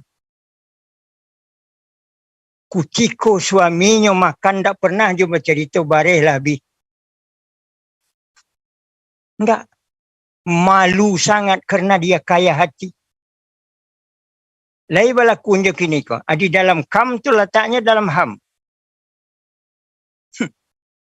Yang kelima. Perempuan Minang itu tabah. Tabah. Anan kanam ikonan bahasa awak. Jime. Di Minang dah ada kata cantik dah. Ibu tu cantik bana buruk. Tapi ibu tu rancak bana. Ba'a rancaknya sege, jime, kame. Ndak ada pakai cantik ada. Tapi kalau tiba di barat, beautiful itu cantik. Nah, kalau padusi Minang cantik, buruk akibat. Itu Bu Mela, ketambahannya di Buya. Kajawab. Masya Allah Buya. Ini Mela jujur ya Buya. Buya menyampaikan materi itu Mela merinding dan ingin menangis gitu ya. Antara wah Masya Allah dalam Islam dan adat istiadat Minang ini related sekali. Dan saya harus bangga menjadi wanita Muslim dan wanita Minangkabau seperti itu. Apalagi yang kami di perantauan ini minim sekali informasi seperti ini Bu ya. Kalaupun bisa mencari di googling, ya nanti ujung-ujungnya sarjana googling ya. Seperti itu kan. Maksudnya keabsahannya ya kan. Dan itu tadi literasi, benar kata Pak Doni. Bangsa Asia itu kita minim literasi ya Pak ya. Literasi baca dan juga dokumentasi ya. Sehingga hal-hal begini ya tidak bisa tersosialisasikan dengan kevalitannya juga ya kan, sehingga orang juga mengkonsumsi informasi setengah-setengah, nggak penuh gitu kan. Apalagi dengan teknologi sekarang internet, orang bisa mencari apa aja tanpa batas dan yang menguploadnya pun tanpa batas juga seperti itu. Dan ya bicara tentang itu tadi ulama Indonesia atau Minangkabau banyak sekali tadi ya Bu ya, terkenal tuh ya dengan Syekh Ahmad Khatib Al-Minangkabawi. Kalau nggak salah saya sekolah pertama Islam ya, yang berdasarkan kayak Islam gitulah, pesantren di Saudi itu didirikan salah satunya orang Minang juga. Jadi ada perkumpulannya. Mungkin nanti next time bisa kita bahas seperti itu ya, napak tilas ya Bu ya. Sehingga semangat lagi nih. Iya benar. Baik, kita lanjut ya, ada pertanyaan lagi ini beberapa. Ya, kenapa Bu ya? Ya, Buya. Ini buku Buya, si Buya buatkan. Wah, Masya Allah. Apa itu Buya? Ini tebalnya. Wah. Ini buku 1.700 halaman. Wow. Nanti bisa Buya kumpulkan sejak 1950. Masya Allah. Namanya Tambo Nagari-Nagari Minangkabau. Buya, boleh dong Mela order satu Buya. Oh belum ya? Lagi dicetak. Sekarang belum dicetak. Sekarang ini masih masternya. Insya Allah dicetak tahun ini. Insya Allah. Iya, Insya Allah.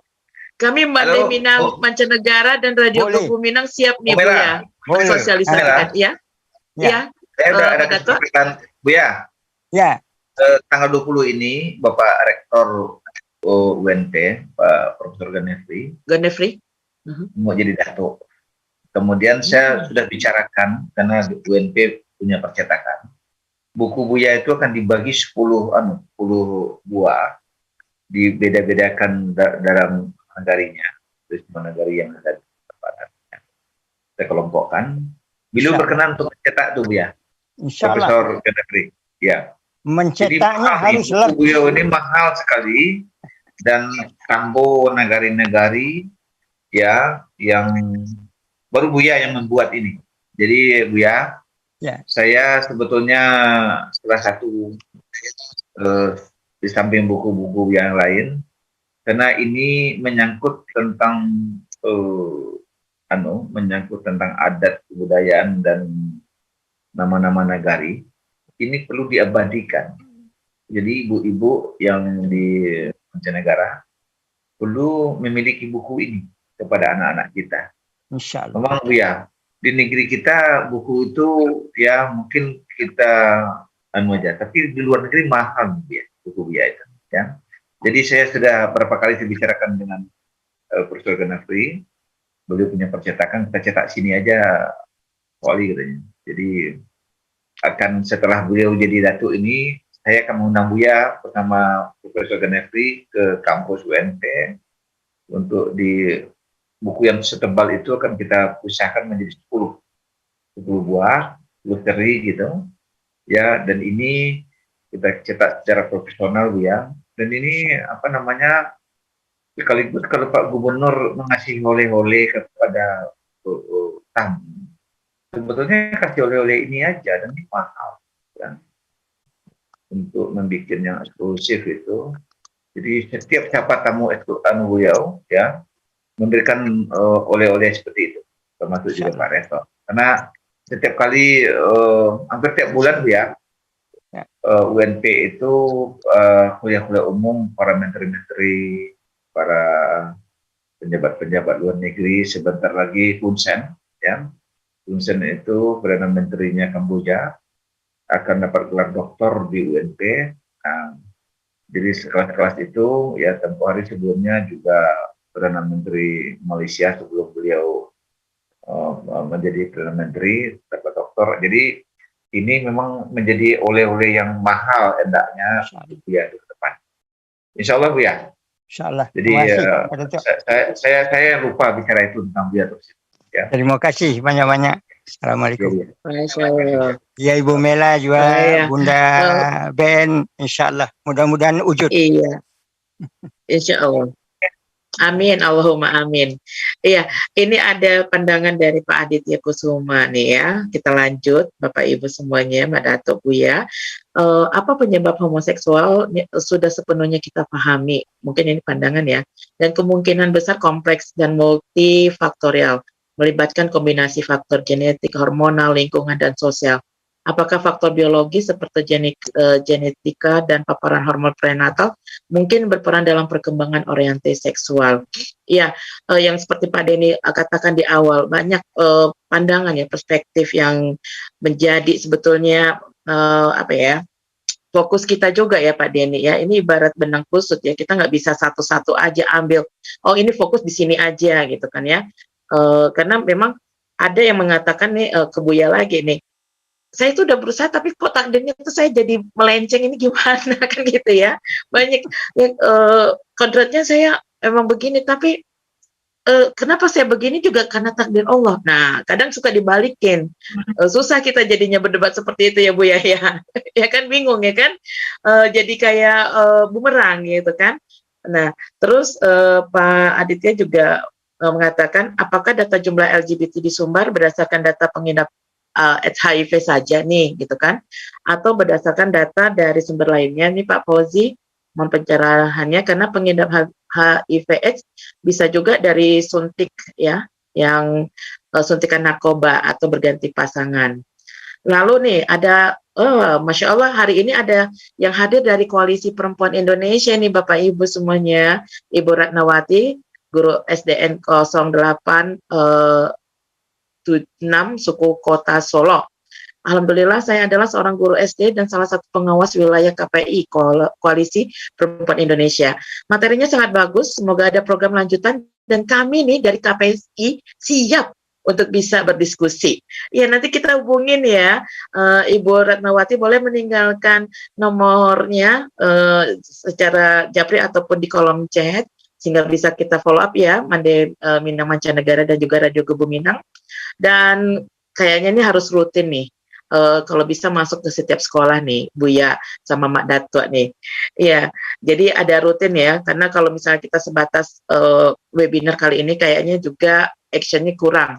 Kalau bahasa lainnya tuh ada kegamangan. Itu dan terakhir kita bacakan dari YouTube yang sudah masuk. Terima kasih, ini Pak Medrizal Eka Putra, juga Pak Agus Rizal dari Kenjeran Surabaya hadir, dan Pak Maete Zulkifli dari 50 kota, Terima kasih Buya, semoga sehat dan juga Masya Allah luar biasa, semoga peraturan ini bisa diterapkan. Dan pertanyaan terakhir sebagai apa ya, pamungkas lah ibaratnya ya dari Bunda Arfianti. Nah, berkaitan dengan regulasi, sebetulnya sebentar ini mana ini ya Ibu Arfianti tadi, pada intinya adalah mengatakan regulasi pemerintah sendiri sebenarnya mendukung nggak sih untuk ditetapkan regulasi pengaturan kekerasan dan penyimpangan seksual ini di Sumbar? Mungkin Pak Ahmad Dato ya yang lebih tahu nih, bagaimana sebetulnya dukungan dari pemerintah daerah nih untuk menetapkan regulasi. Karena kalau Mela bisa simpulkan dari obrolan kita, ibarat sebuah piramida gitu ya, di bawahnya itu adalah tungku 3 sajarangan, yakni ada nenek mama, ulama, dan cendekiawan gitu kan ya, yang mana dipayungi atasnya adalah regulasi. Nah, bagaimana sebetulnya regulasi kita tuh, Pak Fauzi? Apakah masih dalam pembahasan atau memang sudah harus ditetapkan atau bagaimana? Ada sebetulnya payung hukumnya, ada Perda nomor 18 tahun 2016 ya. Ada juga dirubah lagi dengan Perda nomor 21 ya. Jadi memang payung hukum ini sudah dibikin oleh DPR, kemudian akan disempurnakan lagi, ya. Dan memang sebagai regulasinya saja, tapi implementasinya itu memang harus ada di kabupaten kota, ya. Bahwa apalagi ada lingkaran negari tadi yang sebelah tadi, bahwa implementasi itu kabupaten kota karena adatnya beragam-ragam gitu, bermacam-macam, sehingga kebiasaan-kebiasaan ini perlu kita gali kembali memang oleh para wali negari yang aktifnya di negara ini. Ini perlu sekali memang, karena salah satu yang saya cemaskan itu ya tadi Buya juga nyinggung ya di silat ya. Silat ini sebetulnya aliran tuh banyak sekali, ini dari 700 aliran. Saya mantan ketua kemarin. Jadi yang saya takutkan itu adalah guru mati kitab terpanggang. Kama akan dicari aliran kombes. Jadi salah satu bentuk pembentukan karakter dan tadi itu adalah silat itu. Yang karena seorang ibu laranglah anaknya keluar rumah jam 9 malam. Nanti dia keluar dari jendela itu, di lompat pagar. Gurunya lah yang larang. Gurunya yang larang, pasti dia akan patuh. Dari itu, Bu Yang, memang salah satu bentuk penerapan ini, silat ini rencana saya juga ya, karena tadi biar juga singgung sedikit ya.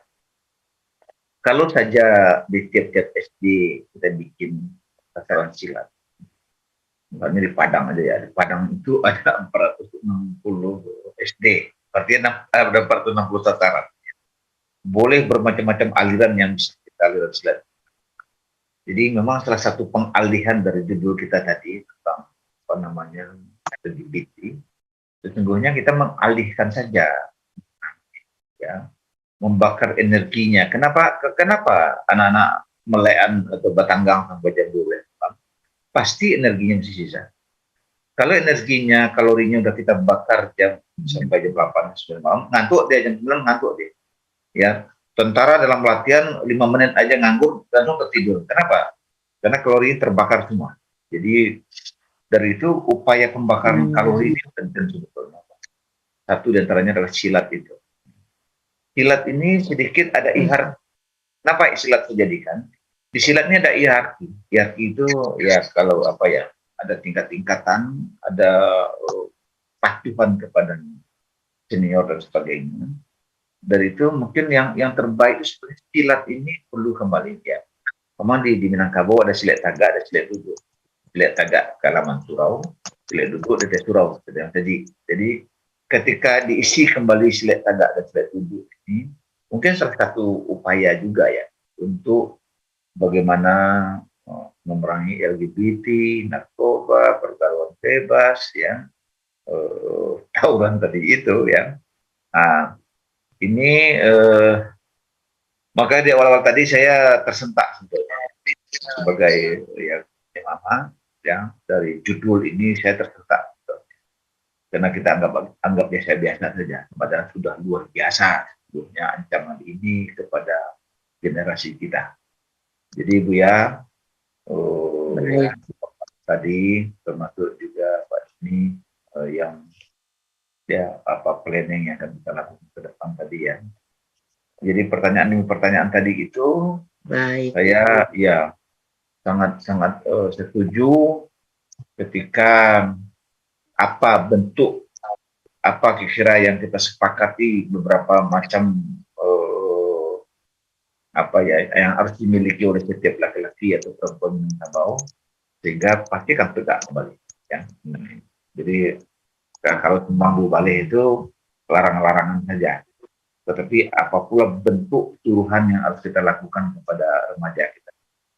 Makanya awal-awal tadi saya katakan kalau saja dimasukkan lebih awal petunjuk ama ini kepada anak-anak wajib, makanya bikin aturan tidak boleh masuk SMP kalau tidak pada petunjuk. Nah, kalau ini diterapkan, ya mungkin ya Al-Quran ini kan sesungguhnya melindungi makhluk yang bernama manusia ini tidak saja di dunia dan malah di akhirat juga, ya. Dari itu mungkin salah satunya Al-Quran, yang kedua ya silat tagak dulu tadi, isi PD mereka ya, harga diri kepercayaan dan yang lebih pada itu, saya memang salah satu yang mencemaskan aliran silat itu hilang, ya, karena ketika tidak dipelajari lagi, seperti di Pariaman itu, Indang itu masih ada, laga-laga itu masih ada tiap nagari ya. Jadi bagaimana penyampaian berita-berita itu melalui Indang. Nah, dengan lagu gadget ini, handphone ini, kecanduannya kan meningkat terus ini ya. Nah, bagaimana mengalihkan? Sementara begitu, iya, Ibunda, Bundo. Baik, terima kasih Pak Mak Datwa atas paparan dan tanggapannya. Mela yakin ini sebetulnya kita tidak tuntas dan tidak akan pernah tuntas kata Pak Denny, tapi juga rasa kepenasaran pengen berdiskusi lebih lama ingin sekali nih ya dari peserta dan juga pendengar ternyata, tetapi apa boleh dikata kita terbatas waktu dan ini Masya Allah besok meskipun masih hari kerja masih bisa hadir nih narasumber dan peserta di Zoom, luar biasa, Allah yubarik fikum. Ya kita harus berakhir nih Mbak Datwa ya kan, mudah-mudahan diskusi kita ini bisa berlanjut ke berikutnya. Tidak hanya satu kali ini ya, hadir di Mandeh Minang Mancanegara dan Radio Kubu Minang, Mbak Datwa. Baik Mbak Datwa, sedikit saja closing statement sebelum nanti saya ke Pak Denny juga closing statement ya Pak Denny dan juga Buya sebagai apresiasi kami dan juga terutama yang di rantau nih jarang-jarang saya pertama kali ketemu Buya udah jatuh hati. Betapa sayangnya ya, jadi ingat orang tua Buya, Masya Allah. Ya, ini berkenan untuk menutup dengan menutup dengan doa nanti ya Bu ya. Silakan Pak Mak Datwa Fauzi untuk menyampaikan closing statement dari pertemuan kita. Pertama sekali atas nama lembaga saya merasakan salut dan bangga dan berterima kasih sekaligus kepada Bunda Mancanegara yang menggagas pertemuan ini. Apapun bentuknya harus kita mulai. Yang kedua, bagaimana kalau rutin ini dilakukan setiap 1 bulan sekali kah, 2 bulan sekali, kita mengangkat berita atau topik-topik yang sedikit yang up to date lah ya. Yang ketiga,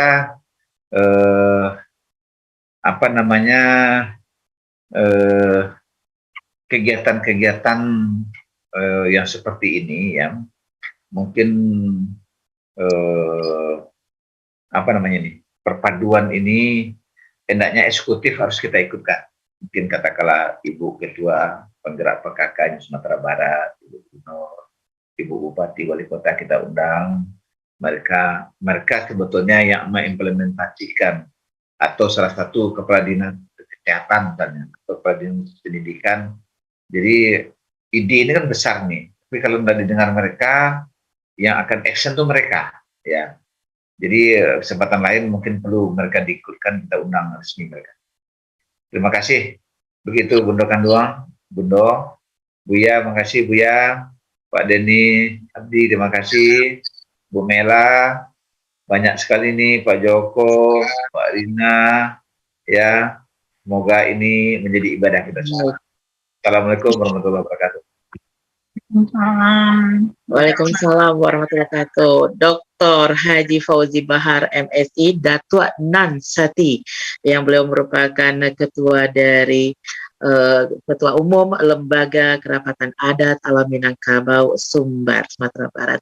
Baik, Pak Denny Abdi, ya, apa yang ingin Bapak sampaikan, terutama untuk generasi muda kita juga, supaya lebih semangat lagi nih. Silakan Bapak sebagai closing statement. Terima kasih Bu Mela. Sebagai penutup mungkin apresiasi ya dari saya, sebagaimana tadi Pak Fauzi sampaikan kepada Mande Mancanegara atas inisiatifnya, partisipan yang ini cukup lama loh kita. Tadi berapa jam ini? Dari jam 8 ya sampai jam 11 untuk sebuah seminar, ini cukup panjang dan semua bertahan. Jadi menunjukkan bahwa yang hadir di sini betul-betul memiliki keinginan yang tulus, ikhlas untuk mendalami dan menjawab pertanyaan yang menjadi pikiran atau concern dari kita semua. Satu hal, kalau catatan saya adalah kita yang hadir di sini kan kita yang memiliki concern yang sama. Sebetulnya tidak sulit bagi kita untuk saling menguatkan, karena memang kita motivasinya sama. Nah, tapi bagaimana dengan the other side? Bagaimana dengan orang-orang yang ingin kita bantu? Dari mana kita mendapatkan suara mereka? Nah, ini mungkin perlu dipikirkan. Bagaimana bentuknya nanti supaya interaksi itu terjadi, supaya kita tidak memonopoli kebenaran. Karena apapun itu, kebenaran yang utuh itu adalah kita lihat dari berbagai sisi. Nah, jadi mungkin ini PR untuk Bunda Mela mungkin memikirkan bagaimana kita mendapatkan insight dari pihak-pihak generasi muda yang hari ini kita omongin, tapi mereka tidak ada bersama kita. Nah, ini mungkin perlu ke depan untuk kita pikirkan. Itu aja mungkin. Terima kasih atas semuanya, kedua narasumber, Pak Fauzi, Buya. Saya banyak belajar hari ini, Bundo-Bundo, terima kasih inisiatifnya. Assalamualaikum warahmatullahi wabarakatuh. Waalaikumsalam warahmatullahi wabarakatuh. Wabarakatuh. Pak Denny Abdi SMSI, Duta Besar Republik Indonesia untuk negara sosialis Vietnam yang ada di Hanoi. Benar Pak, sehingga bisa lebih aplikatif ya, sehingga kita juga tahu nih, mereka sebagai objeknya, malah kita nggak merangkul. Dan sangat sayang ya, kita berkutat di situ-situ aja. Baik, masukan nih untuk Mande Minang Mancanegara dan juga Radio Gembu Minang melalui saya. Baik, Buya, Masya Allah Buya bertahan ya Buya. Oh, luar biasa.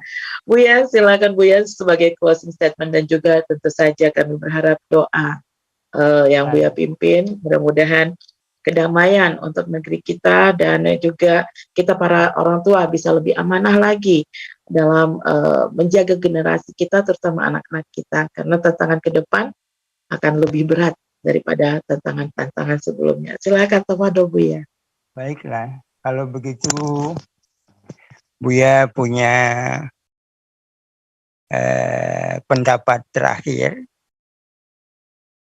memahami, mendalami falsafah kebudayaan bangsa sendiri berarti meniti jalan kepada kemajuan dan peradaban.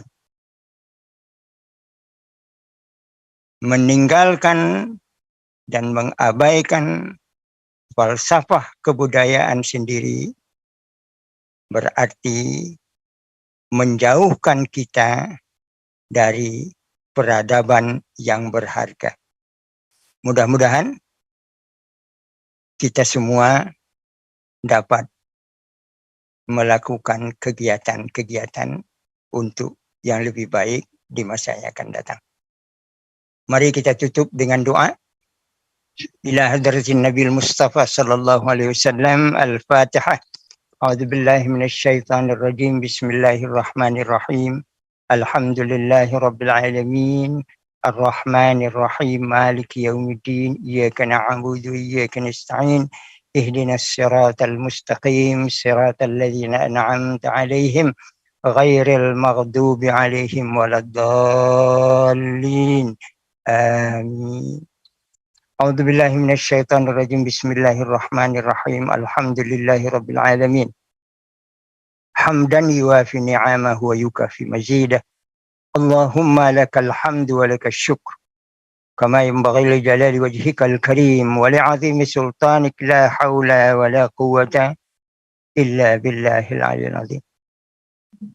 اللهم يا ربنا اغفر لنا ذنوبنا ولوالدينا وارحمهم كما ربيانا صغارا ولجدنا ولجداتنا ولإخواننا ولأزواجنا ولآبائنا ولأمهاتنا ولمشايخنا تلاميذنا وأصحاب الحقوق علينا ومن أحسن أو أساء إلينا ولجميع المسلمين والمسلمات والمؤمنين والمؤمنات الأحياء منهم والأموات. اللهم صل وسلم وبارك على سيد المرسلين سيدنا محمد وعلى آله وأصحابه أجمعين.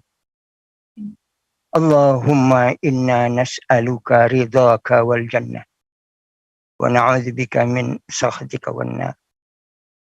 اللهم لا تدع لنا ذنبا إلا غفرته ولا هما إلا فرجته ولا ضرا إلا كشفته ولا دينا إلا قضيته ولا مسافرا إلا وصلت ولا فقيرا أو مسكينا إلا أغنيت ولا حاجة من حوائج الدنيا والآخرة هي لك فيها رضا ولنا فيها صلاح إلا قضيتها ويسرتها يا أرحم الراحمين.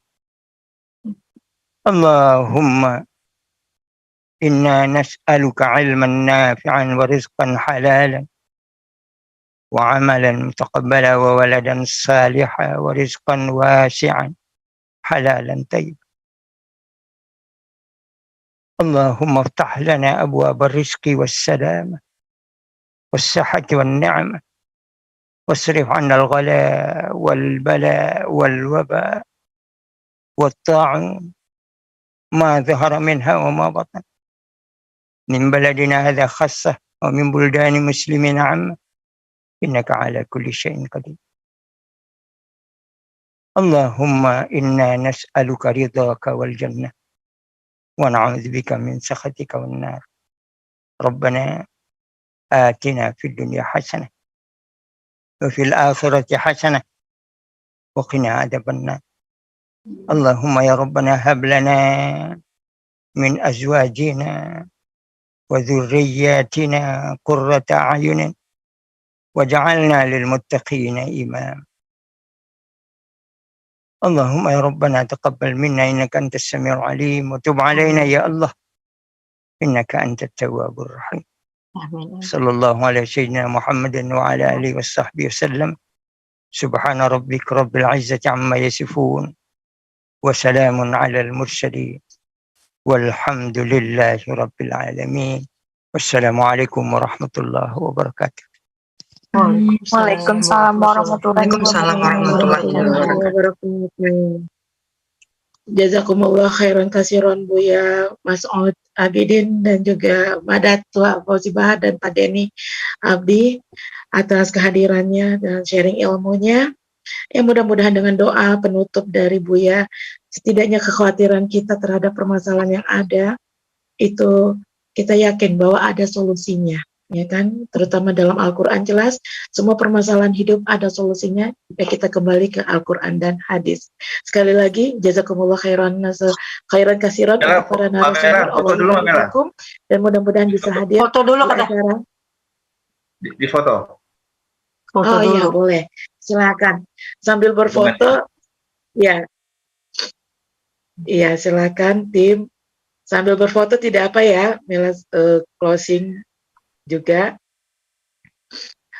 Baik, Dusana Ranah Rantau, Bapak Ibu, Mande-Mande sekalian, demikian webinar dari Mande Minang Mancanegara 3M hadir ke ruang dengar Dusana yang didukung penuh oleh Radio Gebu Minang bersama dalam satu kato, yakni kekerasan dan penyimpangan seksual di Sumatera Barat, kondisi sekarang dan tantangan ke depan. Insya Allah webinar ini ada di YouTube channelnya Radio Gebu Minang. Jika memang dirasakan perlu dan ada manfaatnya, silakan di-share. Jangan lupa like dan komen juga sebagai salah satu bentuk support terhadap kami.